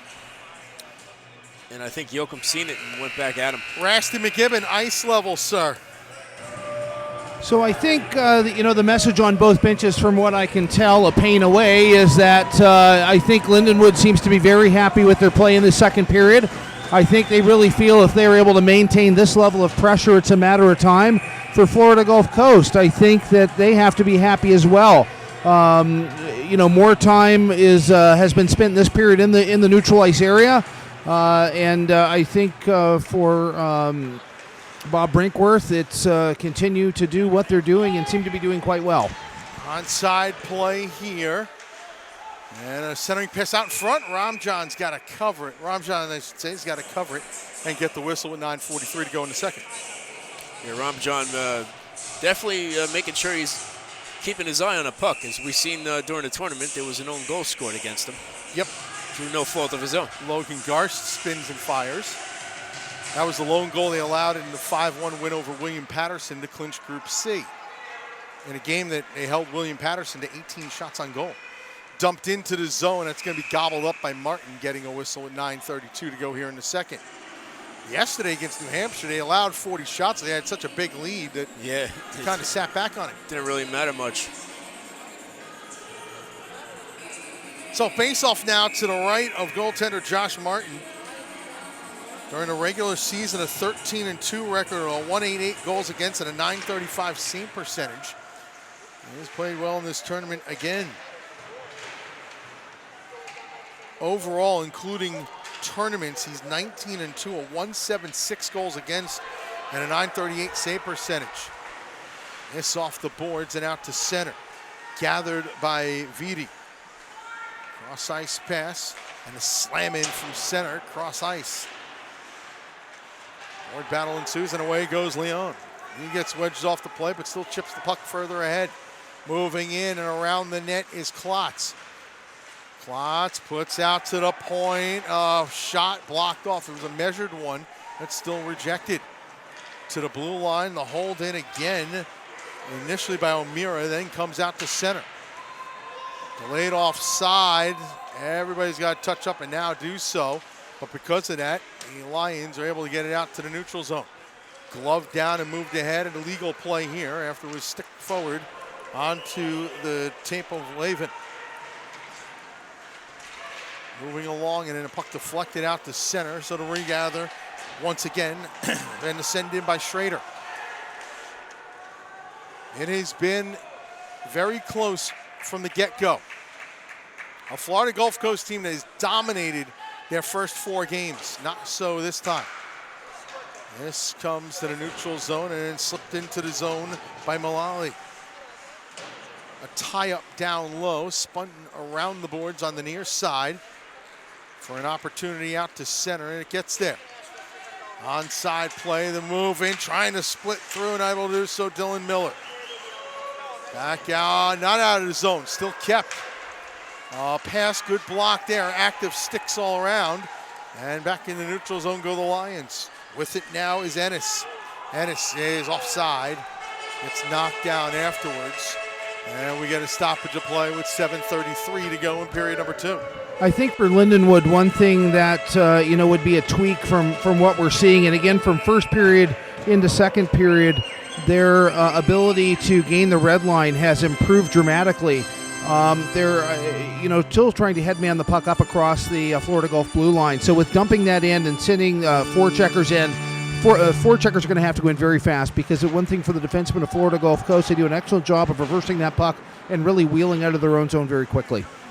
Popped up right in front of the Lindenwood bench. Still battled for before it's sent. They're trying to send it into the Lions zone. Now it's in front of Florida Gulf Coast bench and won over by Precht. Precht cross ice, goes all the way down. This is going, it's not an icing, I should say. Slugged around by Solera. Near sideboards and out to center once more for the gather by Precht back in. Everybody touches up inside of 7 minutes to go in the second period of a 1-0 Florida Gulf Coast lead. National championship game here on the ACHA network. We're glad you can join us. Brett Luthner, John Peterson, Rasty McGibbon at rinkside. Andrew Shapiro and Sean Bretherick on the intermission desk, or the intermission stand-up, if you will. Everybody here having a great old time. A nice move in the zone. Shot and a save made. Excellent move by Brandon Fogarty, but he couldn't solve Josh Martin. Yeah, he tried to go 5-hole there, and Martin just had his legs stopped. The odd man opportunities and those little breakaways have been limited by Lindenwood, to say the very least. Yeah, Florida Gulf Coast is just contented with dumping a puck and trying to go in and get it. I think at this point right now, it's almost what Lindenwood has dictated to them. Yeah. Onside play is a wrist shot, save Ramjan, and he holds it with 5:59 to go here in the second period. Here's that look again at the breakaway. Yeah, as the puck came in, tried to go short side and wasn't able to do it. Pad was stacked against the post. So face off to the left of Brad Ramjan. And a tie up along the boards. Eventually, the puck swept off by Yoakum. Brett Yoakum takes a look. Diagonal pass out of the zone, but misses the mark, and the Lions have it once more. A little pass on up ahead, moving in the zone onside. A backhand shot save made Ramjan off the attempt. I believe that was it Elliott? Yes, Nick Elliott, number 19.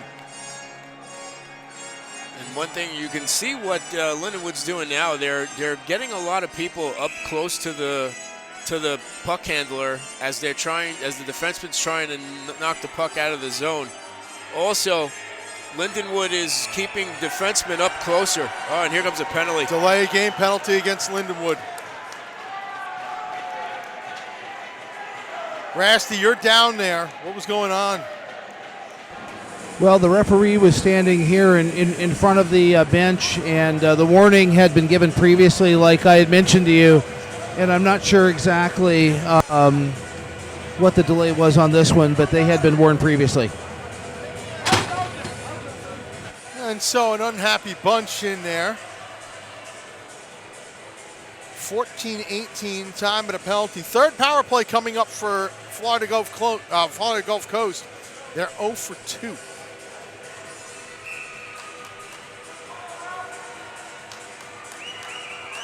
Florida Gulf Coast is the home team in this game, gets the last change.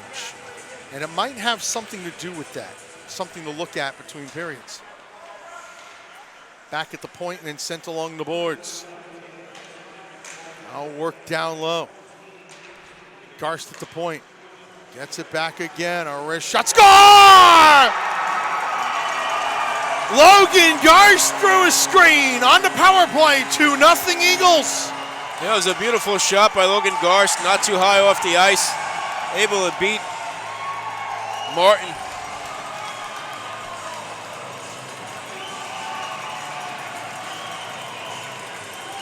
And so 2-0, courtesy of the power play.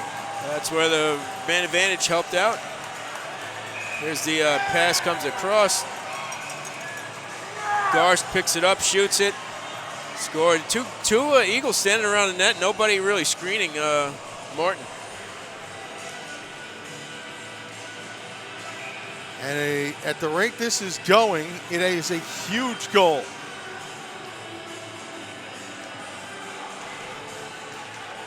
So 2-0 Florida Gulf Coast. 15 seconds after that penalty, the goal was scored. Into the zone.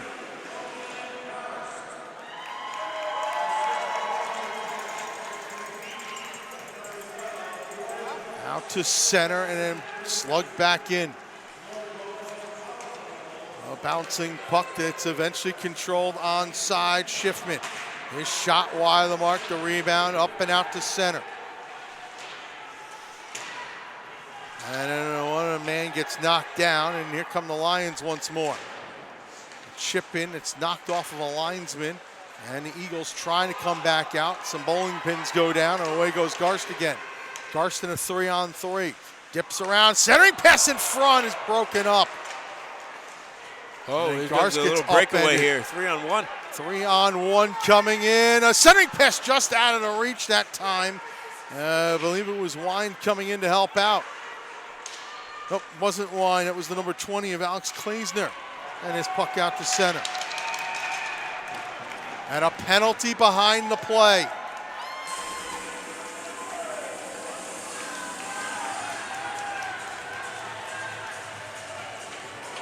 Cross-checking is going to be the call.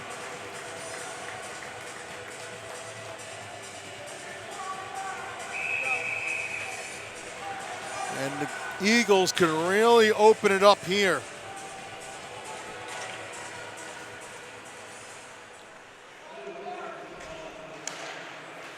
Near sideboard set up. Holding is David Wong.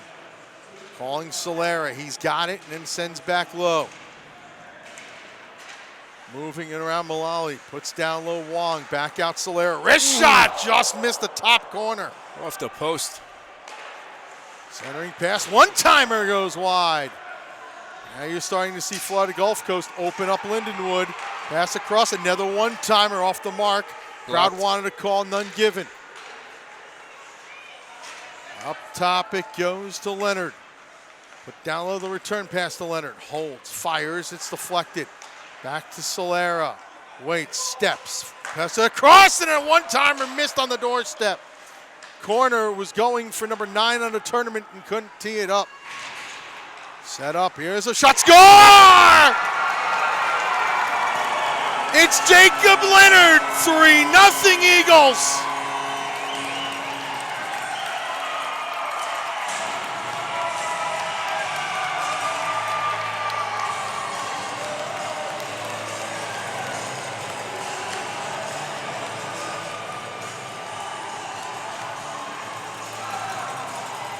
All the power play pressure, JP, finally pays off. Yeah, here's Pass is going to come up to the point, eventually make its way up there. Leonard's going to walk it around, take a shot, and score. Beat Martin over the glove side.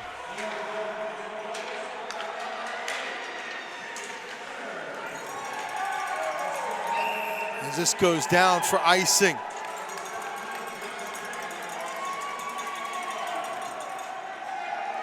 It is so loud in here, we cannot hear Andy Storrs announce the, we know Leonard scored it. 16:40 time of the goal, and it's 3-0 Florida Gulf Coast. The shot save made by Martin, and he holds on. Now, Lindenwood's going to have to work their way out of this one goal at a time. Did get a scoring report, Leonard from Mullally. Leonard from Mullally on that one. So 3-0. Florida Gulf Coast leads. A pair of power play goals here in the second period. An onside skate flipped into the zone by Arkelpain. Around the boards on the near side. This will be tied up and put back around the net. Now with it, trying to get it out and able to do so, Skylar Budman, number 3. Puck in some skates, but Florida Gulf Coast Eagles come away with it. Cross ice pass and an onside play, moving in Arkelpain. Throws one across, it's off the mark. Near sideboards for the dump in down low. Trying to win it back, Ian Preck. Around and battling still in the corner. Good battles all the way around. Leon trying to win the puck. And eventually coming in, Jordan Klotz. Klotz goes into the corner, gets rubbed out on the play that time by Lowenheim. Back out to the point, Garst throws through his screen, it's wide. Far side boards for the backhand along by Haskins. A tie up down low, put around. And now Lindenwood, they're being hemmed in right now. Florida Gulf Coast, it's almost like you can smell blood in the water. Yeah, I was just going to say that. That's what happens when you work together for 7 years, I guess, eh? It's Garst in the near side. Check it out, it's Klotz in the near side now. Klotz again now far side, puts it back behind the net. Only player that gets there, Lowenheim, and then he's tied up. A shot by Klotz blocked off. He gets the bouncing puck, shooting, side of the net. And he gets tied up with Preck. And out come the Lions. A chipped pass on up ahead. That's going to be gathered and sent back in by Haskins. Final minute of the period. And a centering pass goes all the way out to center. It is darkened up. There's a lot of cloud cover and some snow falling outside here. Another squall. We've had a few of these this week. Sent along and out to center. And everywhere they go right now, Lindenwood, there's a white jersey to meet them. Around the boards on the near side. Coming in to get it is Mullally. That puck is picked up and finally out to center. And the Lions just slug it in from the red line. Into the corner, Solera sends it around the boards. Picking it up now. And Leonard gets it out to the neutral zone. Glove down off of a skate. In comes Mullally shooting for the far corner and missed it. Wong picks up and it's wedged off. Last seconds of the period here. One chance for Lindenwood to get a goal back. That's blocked off. Period number 2 comes to an end. And Florida Gulf Coast can feel it. A pair of power play goals in that second period give the Eagles a 3-0 lead after 2. The team coming out to congratulate Bradley Ramajan on a good period by himself.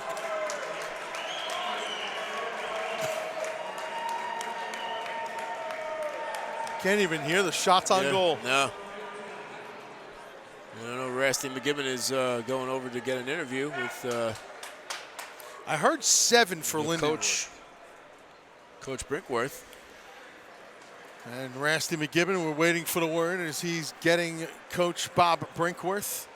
So 3-0 JP after 2, and really just Florida Gulf Coast starting to impose their will. Yeah, they're starting to two power play opportunities. All right, we're downstairs. Rusty McGibbon with Coach Bob Brinkworth. Bob, a couple extra man opportunities and conversions there. Just talk to me about how big special teams has been in this tournament, but throughout the season for you guys. Well, we practice our power play at least 10 minutes every practice, and both units have been here for 2 or 3 years. So we have not a lot of set plays, but they're working to try and get into opportunities with good scoring chances, and both of them were executed real well. So that was, kind of a selfish penalty, I think, on their part, and they ended up paying for it. When I've watched you guys today and yesterday, one thing that really is evident is the urgency of the defenseman in your own zone to get the puck and start transitioning the other way. How do you preach that to your guys and get them to buy in? It's probably I've been here quite a few years at FDCU, but this is probably the best team I've had at competing for the puck at both ends of the ice, and that's something we work on in practice with cycling in the corner and trying to keep the play to the outside. But I think the ability to compete, that's something that's, some people comes naturally to them, but the determination they have in both ends of the ice when they get an opportunity to get their stick on the puck is excellent. And fortunately, we're able to play 6 defensemen that are all very talented, and so they're fresh in our end of the ice. I thought we were lucky in the first period to come out of that 1-0, and we are starting to carry the play a little bit with our skating now, I believe. Jokingly yesterday after the game when I was talking to Kerner, I said that you guys have a very stingy guy on your team, which is the goaltender. But as stingy as he's been with letting in goals, does that change the game plan in the third period all for you guys? No, not at all. That's we were here with New York University last year, 2-0 going to the third period, and ended up losing in overtime. So there's a long way to go, and you get into the 5th game, you get a goal in the third period, and it seems like the ice gets tilted. That momentum switches side, and the adrenaline kicks in. So we got to be very careful of that next goal if there is one. Bob, thanks very much for this. Good luck in the last frame. Thank you. Now send it back up to you guys up top. Thank you. Thank you very much. We'll take a timeout. 3-0 Florida Gulf Coast after 2 here, Division II Championship.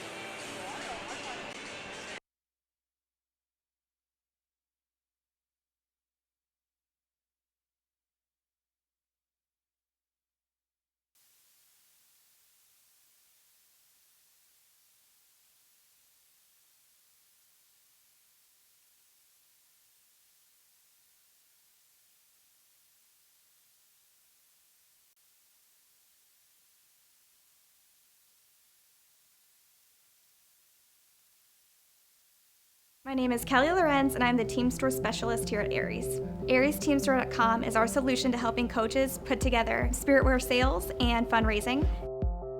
My name is Adam Walters, and I'm the head boys and girls track coach at Olentangy Orange High School. The fundraising feature of AriesTeamStore.com is nice because you can add $1 or $2 to every item, and then if you have 100 kids and they all buy one item, you just made a quick, easy $100 or $200. It's effective and simple, easy to use, and you get great apparel.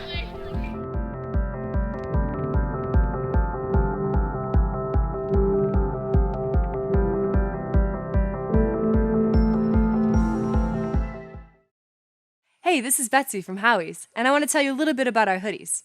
They're made with a polyester and pre-shrunk cotton blend, which means they're not going to shrink down on you. They're really thick and super soft on the inside. They also have these classy Howie's cloth laces on them. So whether you're at the rink or out on the pond, I know you're going to love this hoodie.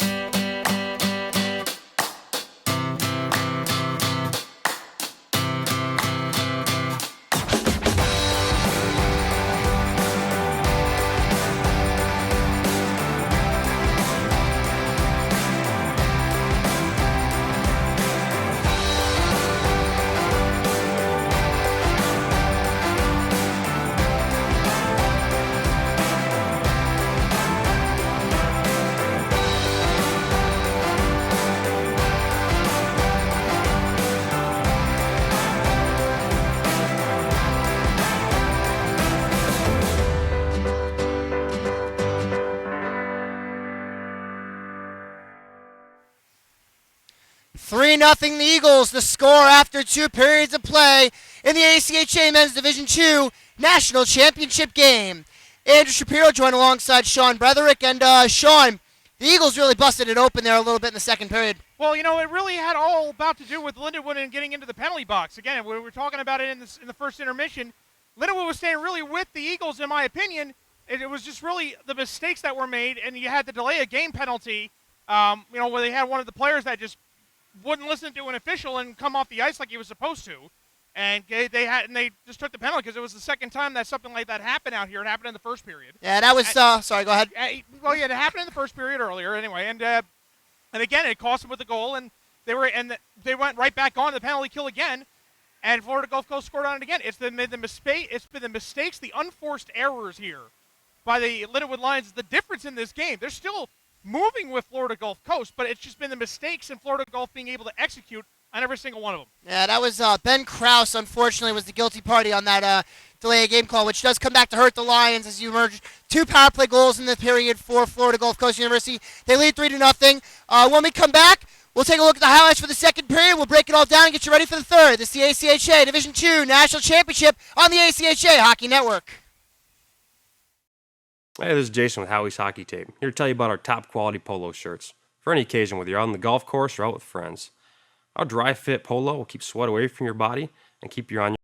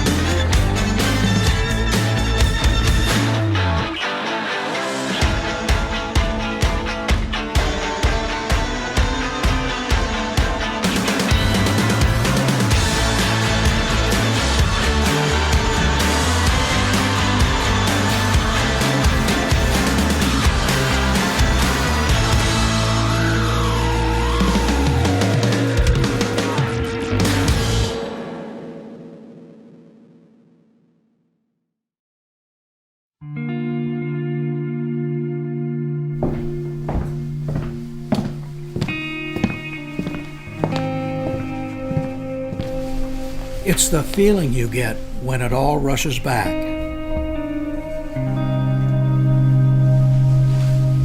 The lights, the sounds, the thrill. This memory has been earned and preserved for a lifetime.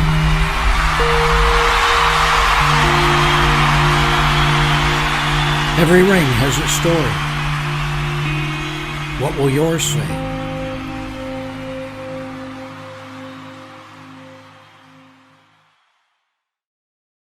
Hey, this is Jason with Howie's Hockey Tape, here to tell you about our top quality polo shirts. For any occasion, whether you're on the golf course or out with friends. Our dry fit polo will keep sweat away from your body and keep you on your game. Stay dry, cool, and looking good with your Howie's polo. Dear Mom and Dad, it's been a great first year at Lindenwood. The campus is so beautiful. I love walking to class. Everywhere I go, I always run into people that I know. My professors are amazing. They make class so interesting. I'm getting so much hands-on experience. On the weekends, my friends and I are always at the games. I'm making some pretty wonderful memories here, and I'm happy I chose Lindenwood. It's like no other.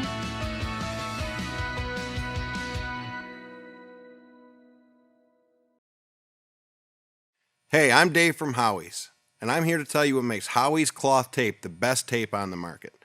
It starts with strength. Our tape is made with a poly cotton blend, and it has the highest thread count of any tape on the market. It's going to last longer. Next is adhesive. We use an aggressive adhesive that will guarantee this tape will stay on your stick. That's what it's supposed to do, right? I promise you'll love this tape. Welcome back to Columbus. After 2 periods of play, the Florida Gulf Coast Eagles lead the Lindenwood University Lions. Let's take a look at some second period highlights, Sean. Absolutely, and again, here's corner. He's been all tournament long, but this time it was Martin who got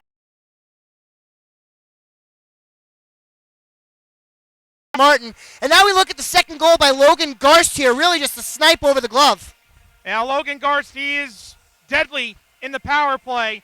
He put his arms up to the air after he scored this goal. It was only a certain amount of time. Again, you make the mistakes against this team, they're going to make you pay. And then Jacob Leonard goes again over the glove, and we take another broad look at this one. Leonard with yet another shot, just beats Martin. Again, he was able to pick and choose his spot there when you have the extra man on there. Again, with this team that loves to skate and loves to use open ice, it's just not a good lethal. It's just a lethal injection almost, if you will. That's a great look from the camera there as we're going to take a timeout and step aside. When we come back, third period action. Brett Luthner, John Peterson will have the call for you. It's the ACHA Division II National Championship on the ACHA Hockey Network.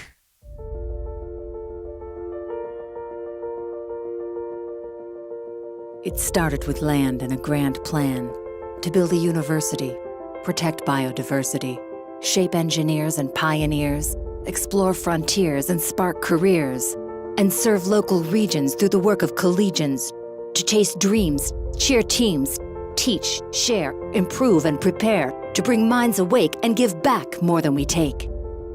To build a school of wonders where communities connect, inspiring those who inspire others. That's the FGCU effect.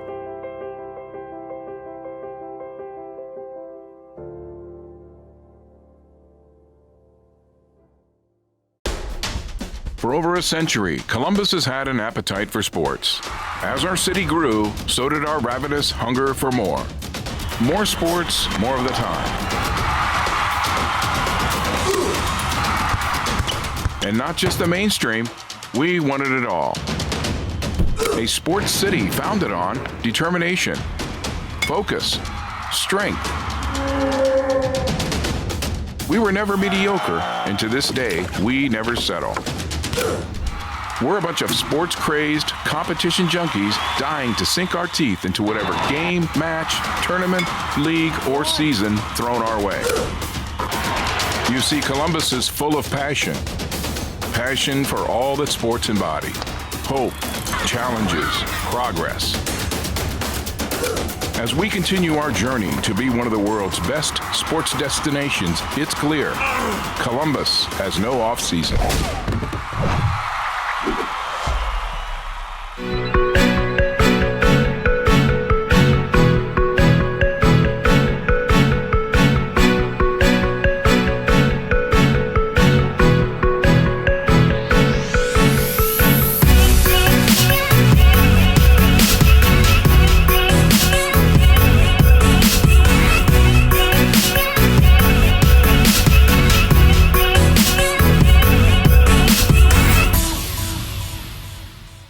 See what Lindenwood has in them. Third period about to start. 3-0 in favor of Florida Gulf Coast.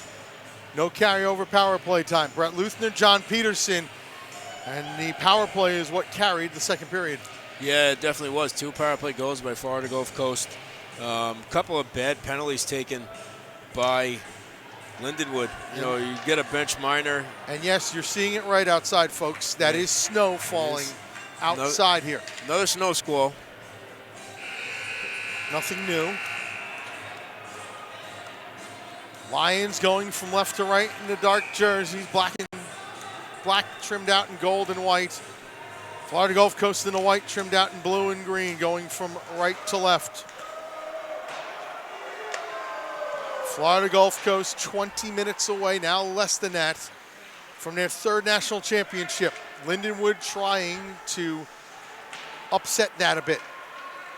The move out of the zone, Eduardo Leon with it. Center ice and chipped in. Puck put behind the net, gathered there by Yoakum. Centering pass out in front, eventually worked to the point. Garst, his shot goes wide. Rebound to the near side boards. And back behind the net. Spinning it along is Jake Wind. Out to center come the Lions, quickly repelled and sent back in by Leon and the Eagles. 45-second shift and everybody off. And you might see that out of Florida Gulf Coast here in the third period. Onside, here's a shot that whistles wide off the stick of Nick Schnell. Puck behind the net. Around the boards and out to center. Those shots on goal in the second. 14-7 Florida Gulf Coast, 24-15 through 2.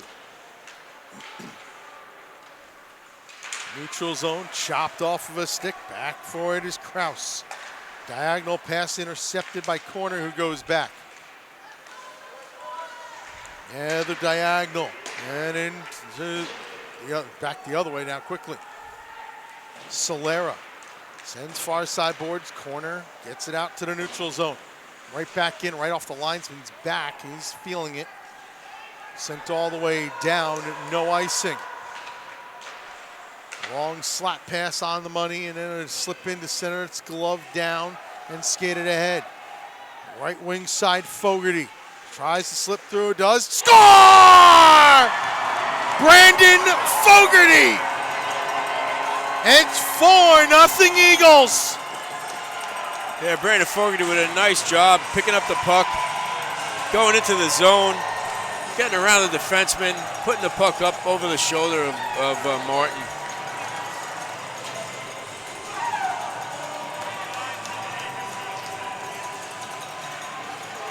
There it is again, a nice move. Deke around the defenseman, put the puck right over the shoulder, right into the top corner.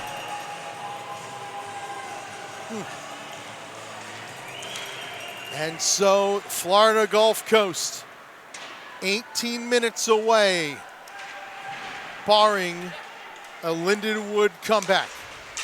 Right start here though. Move into the zone and it passes off the mark.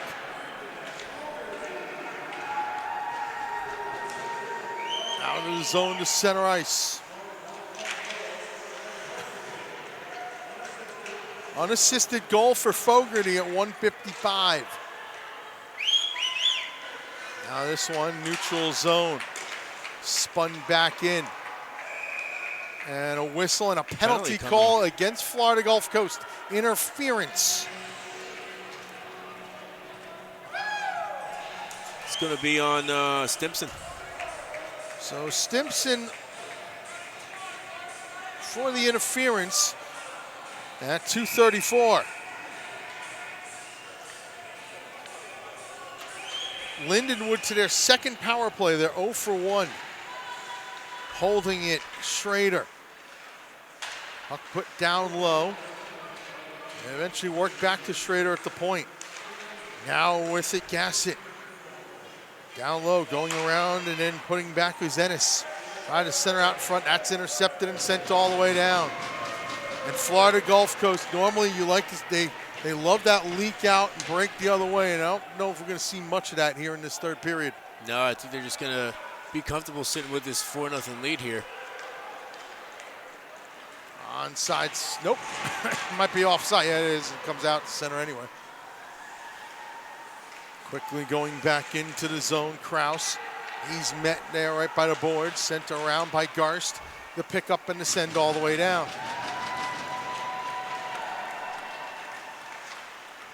So behind the net, it'll be Josh Lavin starting it up, then leaving it off. A step ahead by Wind. Long pass, missed the mark icing. All the way down. Icing against Lindenwood. That's not good. You need to get into the zone, get some pressure here, especially being down 4-0. You still have 53 seconds on a power play. The last thing you want to do is take an icing.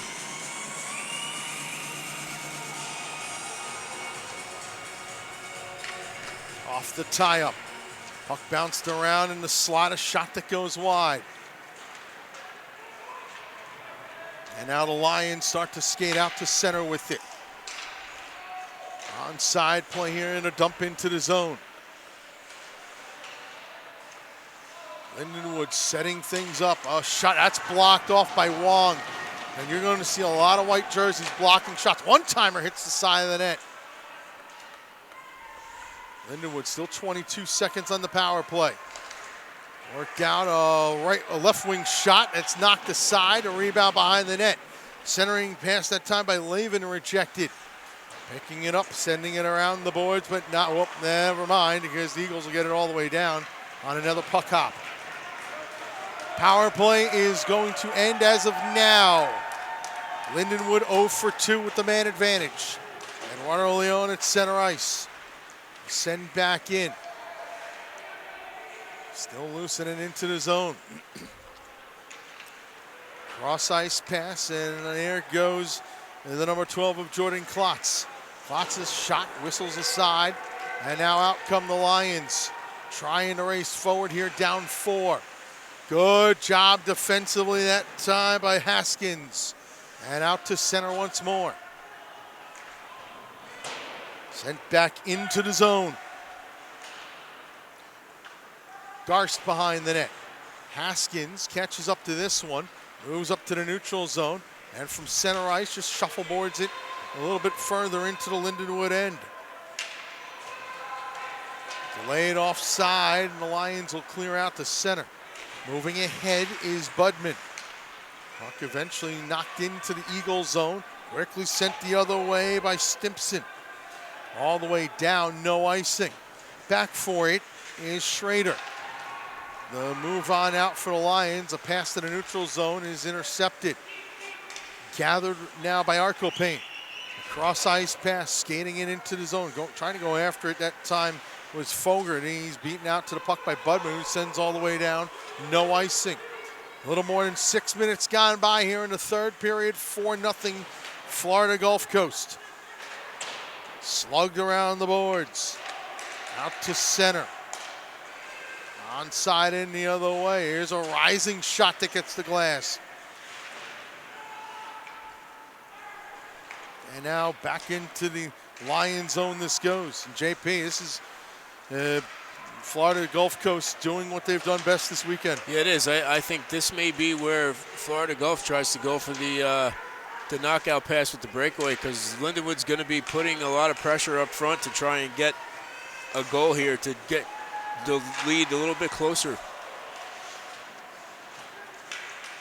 Neutral zone playing it into the zone. The check put on. Still they battle for it. There's going to be a penalty here. Shot goes wide. Lindenwood desperately trying to throw pucks at the net. And there's the whistle.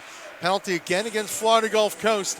And with 13:01 to go in the third, the Lions back to the power play. Yeah, Stephen Noyes, I think, was it Noyes? Yeah, Stephen Noyes went down to block a shot, and no shot came, and he wound up tripping the forward for Lindenwood. Power play number 3 for Lindenwood.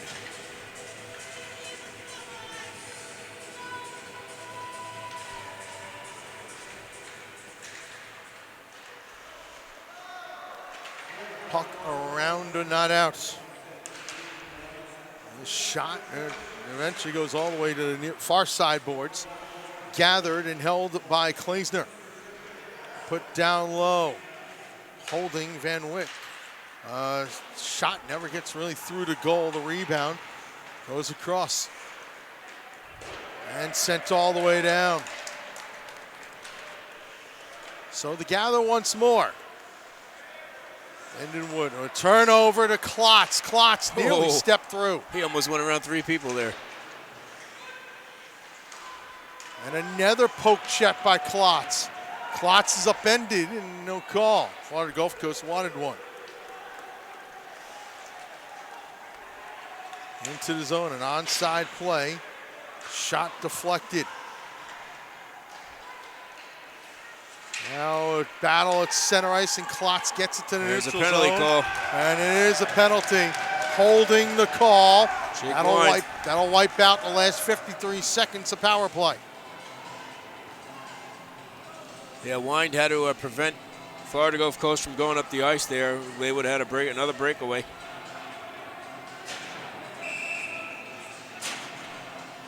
.806 time and a penalty.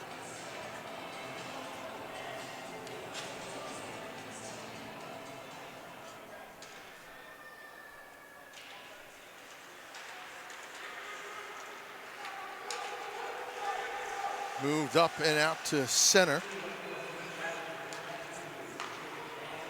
And onside, in come the Lions. Shot never gets through. And eventually puck put wide of the net.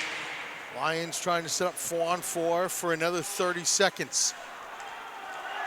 The point out comes, and here's a breakaway corner moving in. Corner, score!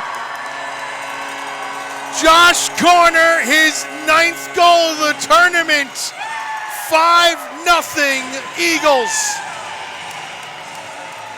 And that's what they were looking for.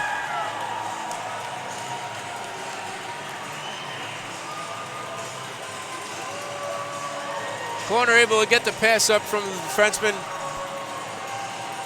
Goes up, cradles the puck, goes in, and so with such fluidity and scores. Look at this, fakes the forehand, goes backhand. Unbelievable. Gets Martin to bite on just the slightest of shoulder fakes and went right around him. And a big hit put on, penalty call coming up. Leonard put the body into, was it Leonard or was it, it was Leonard. Put the body into Schnell, but it'll go 2 minutes for elbowing. Well, if you're Lindenwood, you have any prayer of getting back into this game, this is where it has to be done.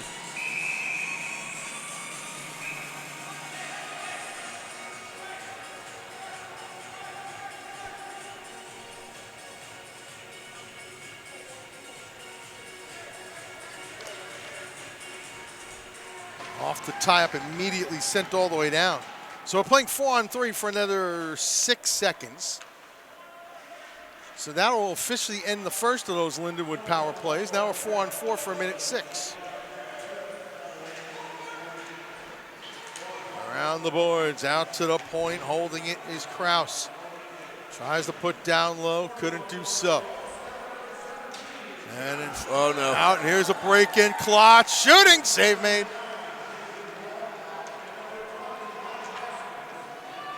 Wong gets 1 assist, Haskins the other.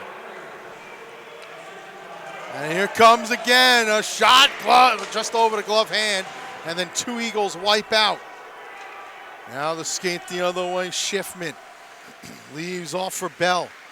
Bell puts out in front, there's a shot, and never gets through. Rebound, slip through. And 15 seconds, they'll start an abbreviated power play for the Lions. Puck put down low. Midway through the third period, 5-0, Florida Gulf Coast leading Lindenwood. That shot way off the mark. Power play on for another 40. Centered out front, missed 2 Lions and goes all the way down. Yeah, it's got to be deflating when you are trying to set something up. You have 2 guys coming into the puck with open ice, and none of them are able to take it. Hit along the boards and then sent back in. And so the startup once more for Lindenwood into the Florida Gulf Coast zone. Going in after it, Haskins. He gets crunched. He crunches a player on the way through and sent all the way down once more.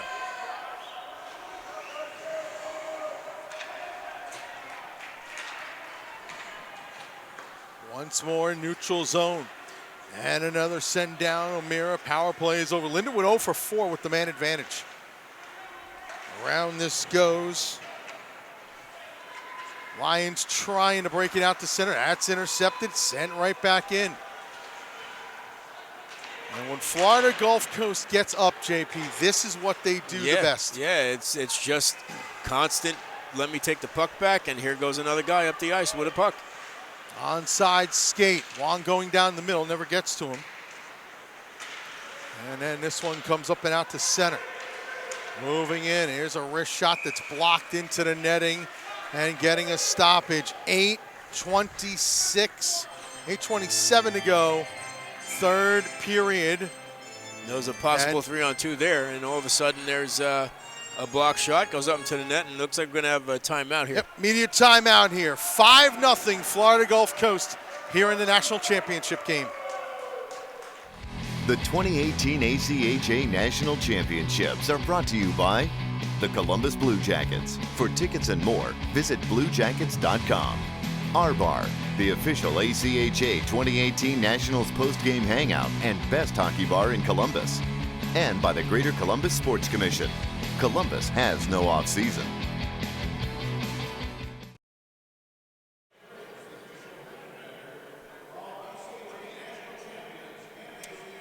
We're back on with the ACHA National Championships here from Columbus, Ohio. Hopefully you're enjoying this one with Florida Gulf Coast up 5-0 over Lindenwood. 5-0 score.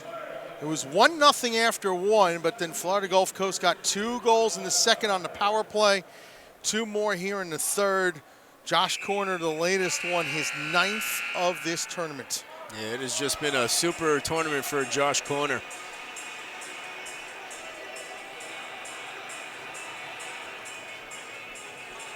Senior from Montgomery, New York, Josh Corner. So he went a long way to play hockey.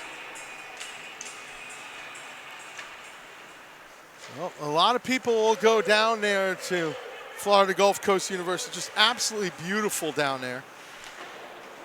Not much you have to do to sell that place, that's No, for sure. not at all.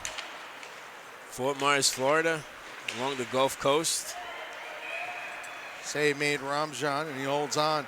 A nice, nice complex to play in when you're on the hockey team, Germain Arena.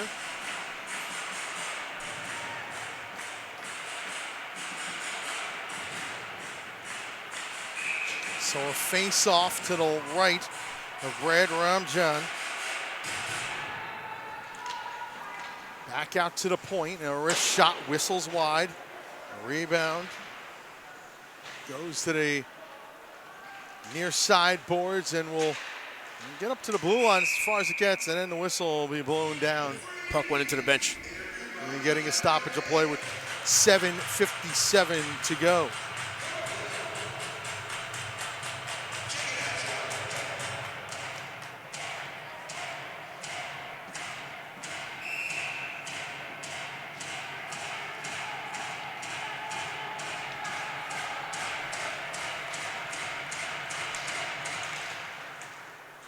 Off the tie-up. Puck still moved along the boards. Trying to pick it up and send it around was Lowenheim. He couldn't do so. Out to center. Racing ahead, Laviolette. Laviolette then in a shoulder battle in the corner. He gets ridden out of play. Throwing the body around a little bit is Nick Schnell. Still battled for. A lot of pushing and shoving going on as the whistle's blown. Big old rugby scrum down low, getting a stoppage of play with 7:32 to go in the third. That was a pretty big physical battle between Laviolette going up the ice. I think he was battling out with Precht, if I'm not mistaken. Yep.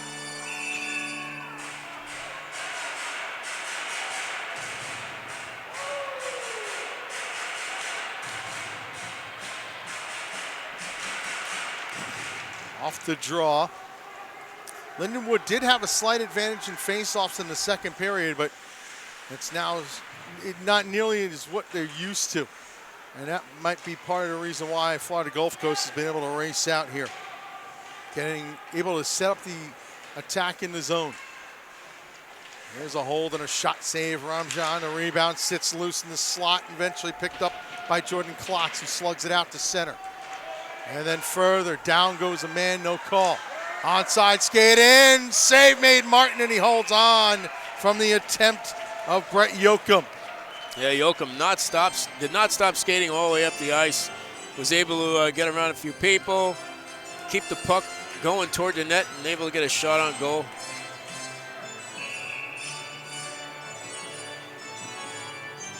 Here's a look again. Yeah, get through, nice shot.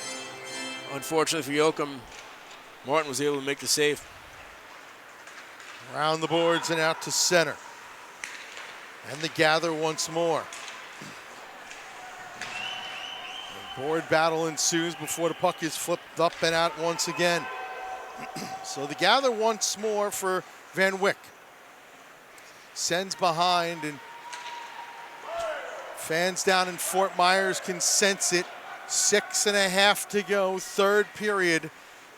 And their Eagles lead 5-0. I think the fans down in Fort Myers sensed it on Friday night when they got here, started playing. This goes all the way down once more. It's been a dominant tournament for these Florida Gulf Coast Eagles.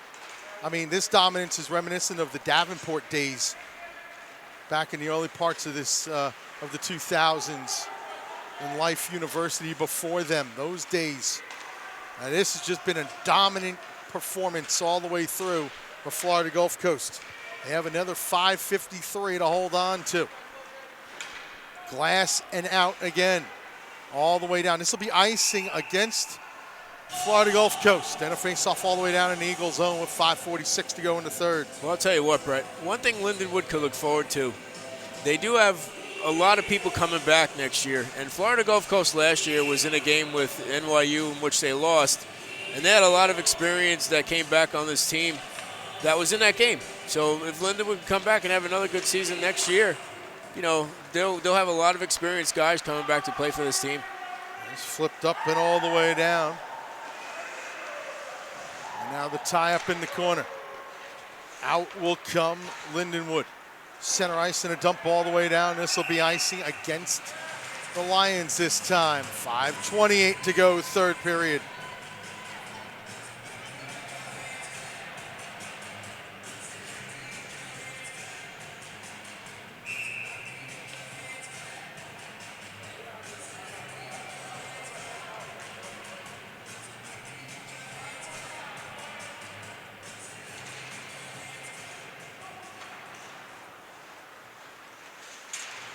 Around the boards this goes and then sent back down low once more. Away come the Lions with this one. Center ice, a little pass ahead from Preck onto the stick of Schnell. A backhand goes wide. Far side boards just deftly moved along by maybe out to center. Arcopane can't get on the end of it. Center ice and back once more, turning with it, Stimpson the other way. Arcopane couldn't control. Retreating in his own end is Budman. And really, this was a tight game until the two power plays really set the game off. Florida Gulf Coast got their 3-0 lead at that point and have not looked back. Around the boards it goes to the near side. And to gather once again. Center ice. It's Budman. On ahead with it, Schnell. Schnell takes a look, his shot wide of the net. Rebound controlled on the near side. Behind the net practically, below the goal line off a pad of Ramjan. And out to center come the Eagles once more. From center ice, a send in, that time by Leonard right on goal. Laviolette goes in on the forecheck. Puck along the boards and it's sent right back in. Out in front, Laviolette. Laviolette, backhand pass. He just couldn't tee up the shot. It looked like that puck might have been rolling on his stick. Into the zone, trying to, big shoulder to shoulder hit that time by Solera. And a whistle and a penalty. Interference the call against Lindenwood.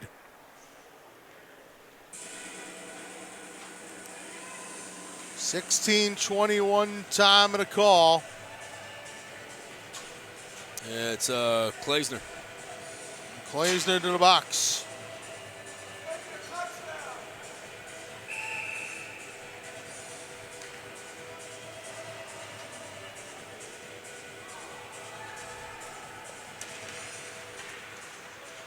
Off the face-off.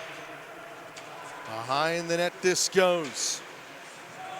To the blue line, but not out. A hurried shot wide. Rebound near sideboards and again sent down low.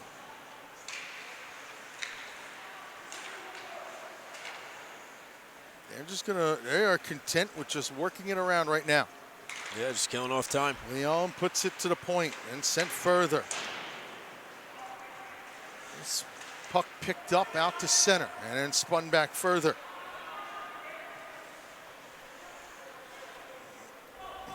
This is just, JP, we've seen it all weekend though. And It used to be, in the other games, they got on teams early. In this one, it took a while. Yeah, it took a while, but the constant pressure that they put on you, it's just relentless, and that wears a team down. And in this case, it was 2 5-on-4 advantages that Florida Gulf Coast had that enabled them to break front up. Score, down low. A shorthanded goal. And Lindenwood on the board here with 2:31 to go in the third, ruining the shutout 5-1. Yeah, something that was not expected by. It looked like Rampajon didn't expect the shot to come his way. And now timeout Lindenwood will give us a chance to look at the replay on it. Sharp angle. Yeah. Who was it? Yeah, just fanned on the shot that time. So Jet Bell, gets the goal.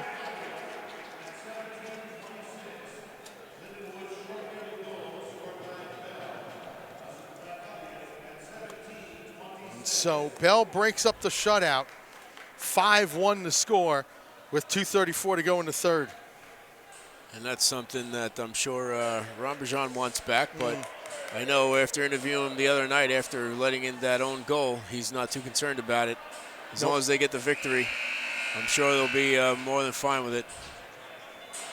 Being up 5-1 with 2:34 to go in the third, I think it's good, and still having a 55-second power play advantage. I don't think Florida Gulf Coast is too concerned about it.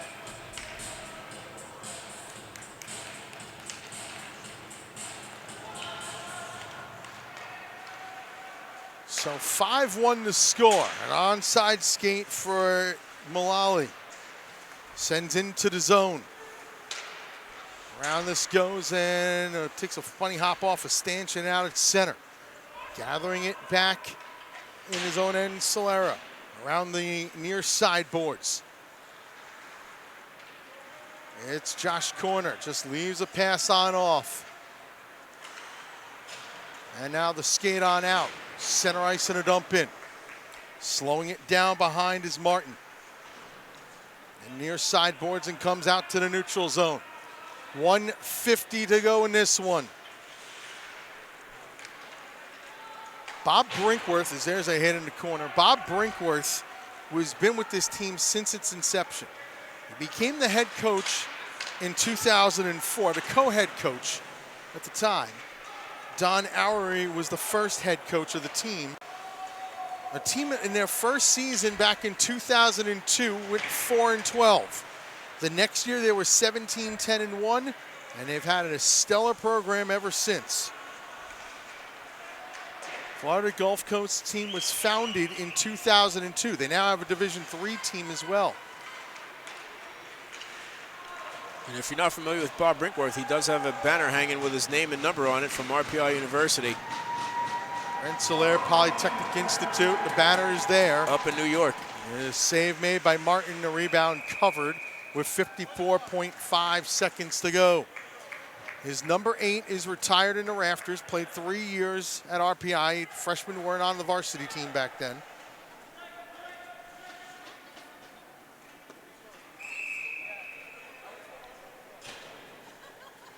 Face-off will be to the left of goaltender Josh Martin. And now along the boards and back out to center.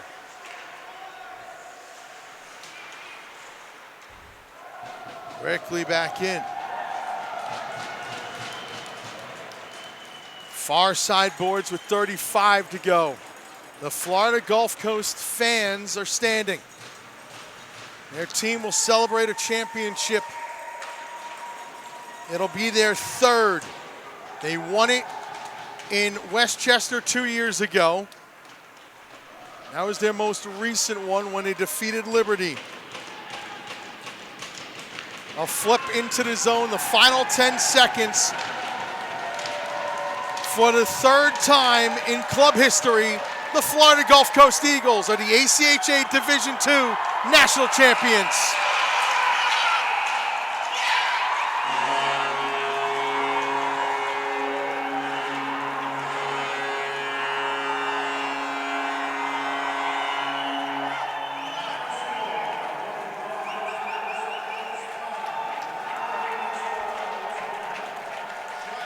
They were dominant all weekend long.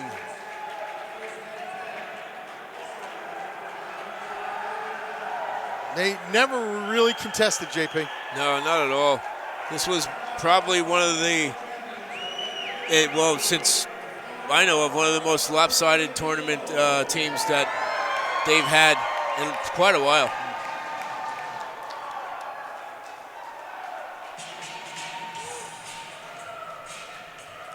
Celebration will start. It's probably already underway down in Fort Myers.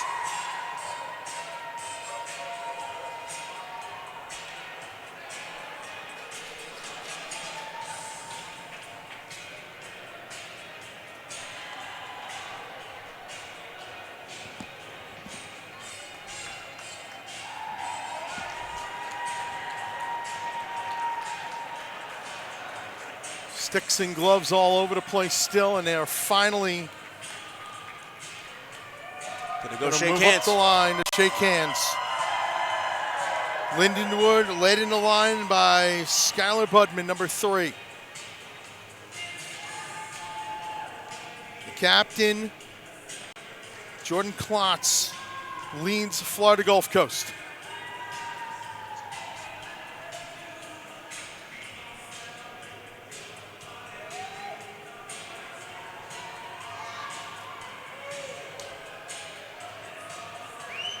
Again, the 3rd national championship for Florida Gulf Coast. 2 years ago, they defeated Liberty and Westchester. In 2012, they defeated Grand Valley State on their home ice in Estero at Germain Arena. And now here in Columbus at the Ohio Health Ice House, Florida Gulf Coast will go home with the hardware for the 3rd time. Lindenwood, their first national championship game, ends in a 5-1 defeat. As the handshakes continue, we're sending Sean Bretherick and Andrew Shapiro down ice level to grab some interviews. And it looks like Andrew has somebody right now. Andrew Shapiro, go ahead.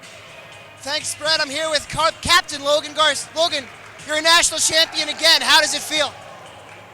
There's no words to explain it. This team, we have a lot of experience playing this game. We've won it before. We knew what we had to do. We came out here. We took care of business. So. You had the eventual game-winning goal. Walk me through that play. That's just what we run on the power play. They give me the puck and I shoot it. So pass, shoot, score.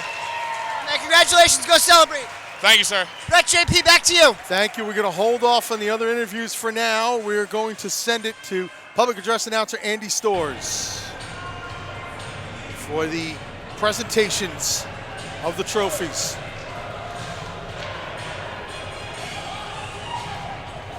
We'll get it to him in just a moment. Here we go. At this time, at center ice, we have ACHA Division II Commissioner Jay Peacock to make our presentations. The presentation of the National Runner-Up Trophy goes to Lindenwood University. Can we please have Captain Jet Bell accept the National Runner-Up Trophy?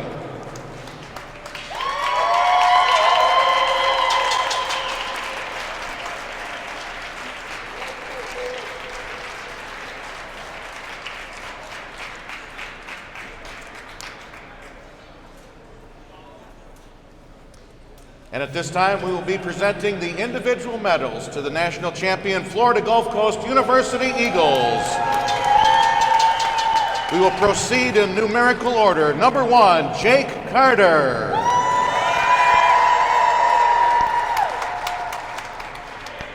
Number 2, Joe Flanagan. Number 3, Logan Garst. Number 4, Jack LaViolette.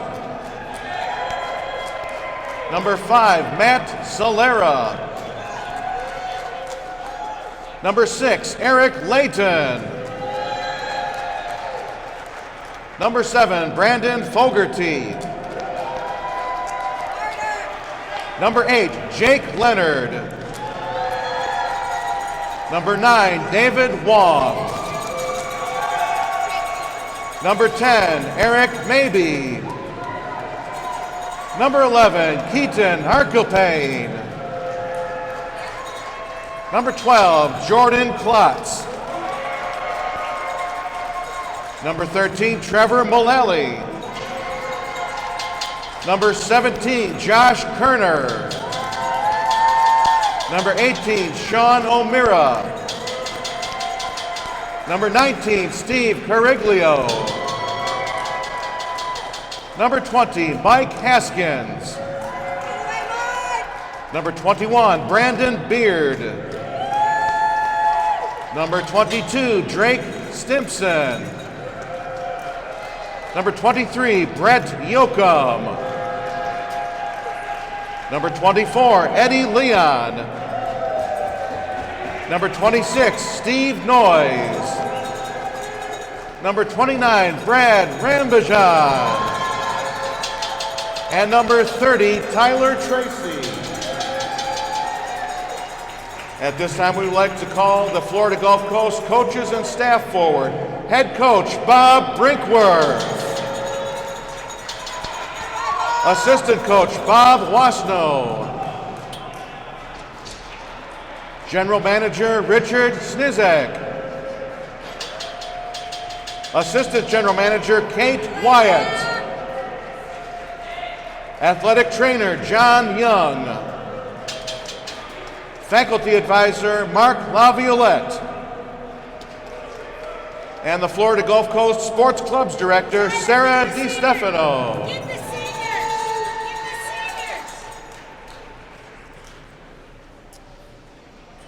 At this time, we will make the announcement of the 2018 ACHA Men's Division II National Championship Tournament MVP.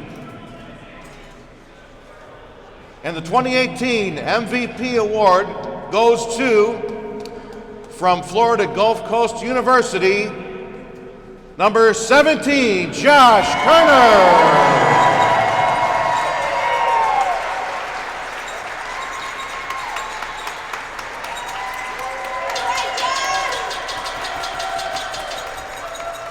And now for the presentation of the 2018 American Collegiate Hockey Association Men's Division II National Championship Trophy. If we could have the Florida Gulf Coast captains come out. Logan Garst and Jordan Klotz, Josh Kerner and Jake Leonard.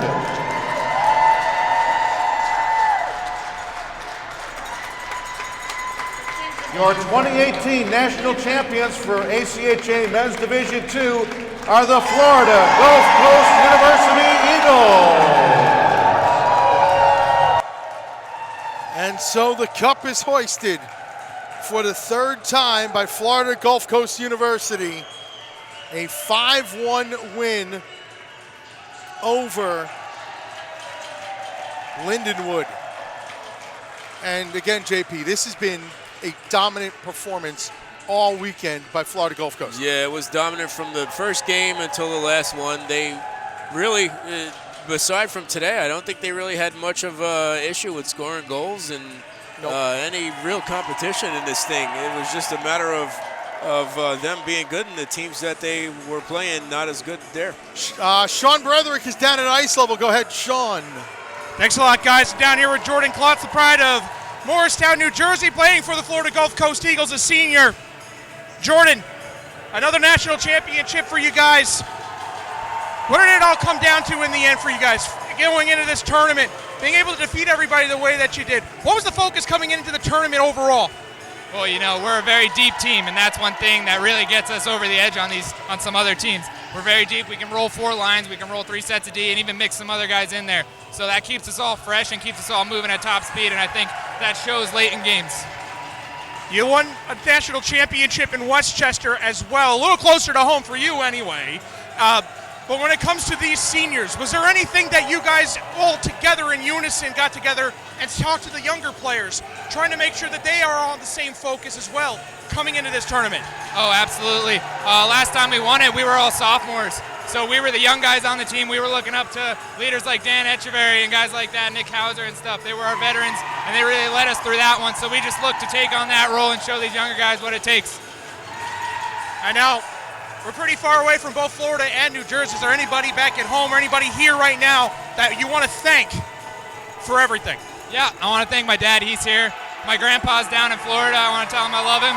My sister and my mom. All right, Jordan Klotzko, congratulations to you and your team. Go ahead and celebrate. Thank you. All right, Andrew, he's got Coach Bob Brinkworth over here. Thanks, guys. I'm here with head coach Bob. Yep, I'm here with head coach Bob Brinkworth. Coach, first of all, congratulations. Thank you. You're a national champion again, second time in 3 years. How does it feel? Well, this is the most dedicated group I've had in the years that I've coached at FTCU. We had 4 lines that could play and 6 defensemen, and usually that's what it takes to get through this tournament because of the 5 games. What was the game plan coming into today's championship game? Well, their goaltender was killing the play with Northeastern shooting from out 25 feet, and he was killing the play all the time, so we tried to get in closer and make plays, and just tried to keep it simple. I knew that I felt we'd have more legs at the end, and so the energy was there, and we got a break in the first period where we could have been behind. They had more energy or more desire than we did in that first period. You guys never trailed this tournament. What do you attribute to that success? You know, I think we practice winning that first face-off and playing in the other team's end, because usually that's when mistakes happen, and in this tournament it's real key to get your nose in front, because you know, the energy in the second and third period goes to the team with the adrenaline and the momentum. All right, congratulations, Coach. Go celebrate with your team. Thank you. Back up to you guys. Thank you very much. And Sean Broderick down at ice level once again. Wait. I think they got a picture going. Oh, let's get this picture taken care of. We're going to send Josh Corner over here. They're going to take this picture, and he's going to get a word. And we're going to get a word with him after the Gulf Coast Eagles celebrate their second national championship in an amount of 4 years, I'd say. With a nice picture. 3 years. Sorry about that. Yeah, second time in 3 years with a photo. So we'll let him take care of that real quick. And in the end of the day, they score 30 goals and allow 8. A remarkable number. Yeah, it's just a dominating performance. I mean, no one had an answer for this team. Lindenwood, it was a great try by them, but unfortunately, Florida Gulf Coast was just too much offensively. When they needed to score a power play goal in this one, they did, and, they're national champions for it. Again, a program that started in 2002. I mean, think about that. This program is not even, they just finished their 15th season, and they have 3 national championships now. That's pretty good if you ask me. Bob Brinkworth was an assistant coach the first 2 years. Don Arrowy was the head coach. He became co-head coach in season number 3, eventually took over the program, and they haven't looked back since. Yeah, so much success down there in South Florida. Not only the success they have here, but every season they win how many games that they dominate. It's just incredible. All right. Sean Broderick is going to try to get one more interview before we wrap this, before we bring it back up here. He's just having a few words with Bob Brinkworth, but now we got the tournament MVP, Josh Corner, here with us. So, Josh, coming into this national tournament, did you have any idea that a lot of the success as far as output and goals will come from your stick? I mean, honestly, no. I just try to do as much as I can and provide for my team. And but honestly, I mean, it's not me. It's my line mates. It's my teammates who are finding me, hitting me with the passes, and I just had to capitalize when they give me the chance to, on a backdoor pass or whatever it is. Second national championship in 3 years for you guys. What does this say about the prestige of this program? Not barely even 15 years in.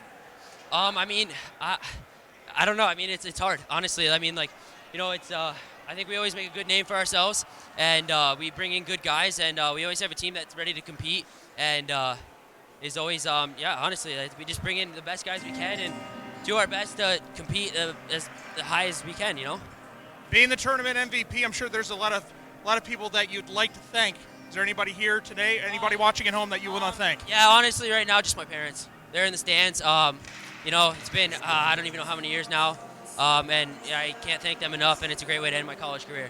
All right, Josh Corner, thank you very much for your time. Congratulations. Thank you. All right, back up to you guys. Thank you very much, Sean, and just a great tournament all around here as Florida Gulf Coast wins by a final score of 5-1 as we put our final thoughts in. Brett Luthner, John Peterson. This is a dominant performance. Like I said, Davenport, Life University. We haven't seen this in a while, but Florida Gulf Coast, wire to wire, the dominant team here this weekend. Yeah, they're the dominant team. They're so good on offense. It helps out their defense as if they need any help. Just watching them is amazing to see the offensive capabilities of this team, and it shows in the stats that you mentioned before, 30 goals in 5 games. So it was just an incredible feat, and, hey, they're national champions. That's all you got to know about that one. Lindenwood put up it was a great game first period. When Lindenwood had those 2 power plays against them in the second, that's where they ran into the problems, and ultimately Florida Gulf Coast ran away. Yeah, it was 2 penalties. One, a bench minor that you really can't take, and, because of a delay of game penalty. And then, another, call that you shouldn't be taking in the middle zone here. So, if you're Lindenwood, you were doing a good job, and I'm sure, again, they're going to have a great team coming forward next year with the experience they're going to bring back. A lot of players coming back, a lot of sophomores on this team. You're only losing a couple of seniors, so you look at the way it played out in Florida Gulf Coast to take advantage of those opportunities that they were given, and it's a great performance by a great team. And a great team wins the 2018 ACHA Men's Division II National Championship. All week long, we've had a great team here. A.J. Bolden leading the way. Matt Coma doing the production here on board. There's a whole host. You'll see it in the credits afterwards. And if it's not for them, and if it's not for Jay Peacock, if it's not for Paul Hebert, if it's not for everybody here involved, this wouldn't be possible for us to do year after year after year. And so that great team also deserves a championship thanks all the way through. Our final score, 5-1, Florida Gulf Coast defeats Lindenwood here in the national championship game, ACHA Men's Division II. For everyone here and for my partner, John Peterson, my name is Brett Luthner. We always like to close off with God bless and have a good afternoon, and we will see you in 2018.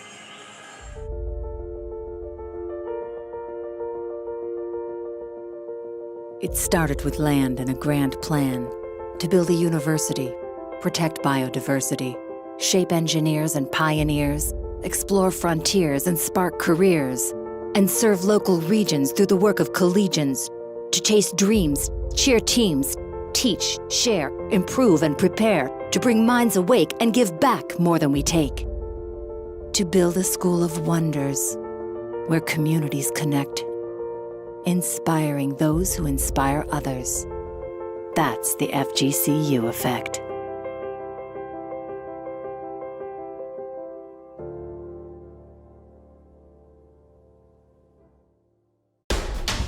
For over a century, Columbus has had an appetite for sports. As our city grew, so did our ravenous hunger for more. More sports, more of the time. And not just the mainstream, we wanted it all. A sports city founded on determination, focus, strength. We were never mediocre, and to this day, we never settle. We're a bunch of sports-crazed, competition junkies dying to sink our teeth into whatever game, match, tournament, league, or season thrown our way.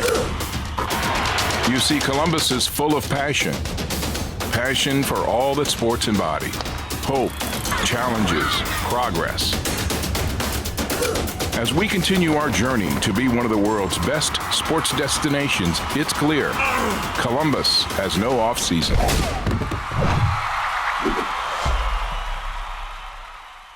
My name is Kelly Lorenz, and I'm the Team Store Specialist here at Aries. AriesTeamStore.com is our solution to helping coaches put together spiritwear sales and fundraising. My name is Adam Walters, and I'm the head boys and girls track coach at Olentangy Orange High School. The fundraising feature of AriesTeamStore.com is nice because you can add $1 or $2 to every item, and then if you have 100 kids and they all buy one item, you just made a quick, easy $100 or $200. It's effective and simple, easy to use, and you get great apparel.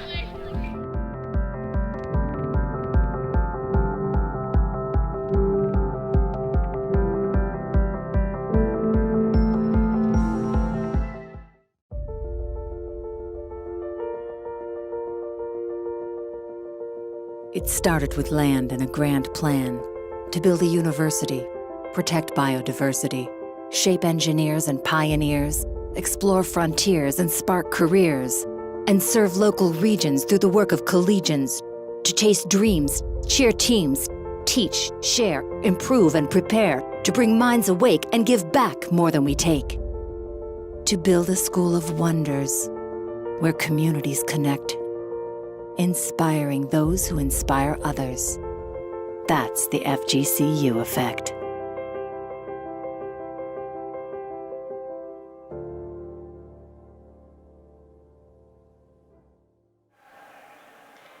Okay, so apparently we're not done yet. We got some more thoughts to go about. I'm Brett, he's JP. First, let's throw it down to the boys down low, Andrew Shapiro and Sean Bretherick. Guys, we forgot about this part. We give our final thoughts about the entire weekend, so we'll start with you guys down there. All right, thanks, guys. Andrew Shapiro, Sean Bretherick, and you heard it first. The final score: Florida Gulf Coast beats Lindenwood 5-1. Just a dominant effort by Florida Gulf Coast, pretty much all weekend long. And Sean, your final thoughts on everything that you saw this weekend? You know, it kind of seemed like after the first couple of days of pool play, you know, to me, really, Florida Gulf Coast just seemed like that team that wasn't going to really have much of somebody to be able to match them.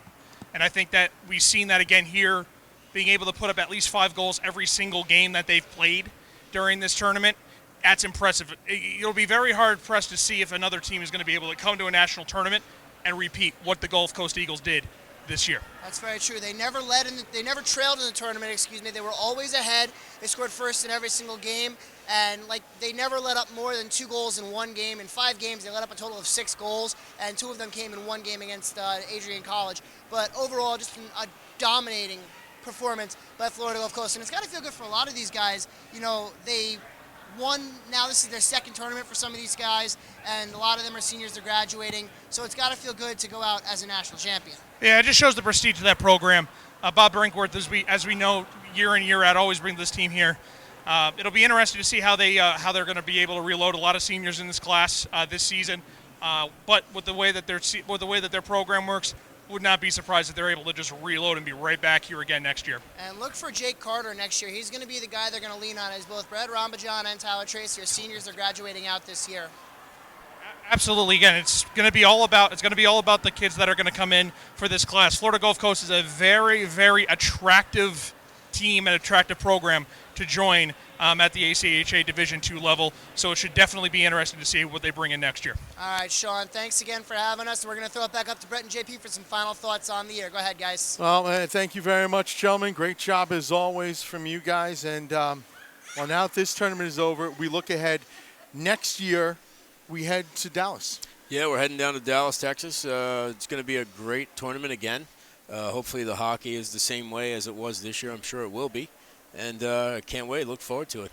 So our final thoughts here, we've now done 2 years in Columbus here, and overall the experience has been great. Yeah, great experience here in Columbus. It's a great town. It's a nice area that the rink's in. There's a lot to do around here.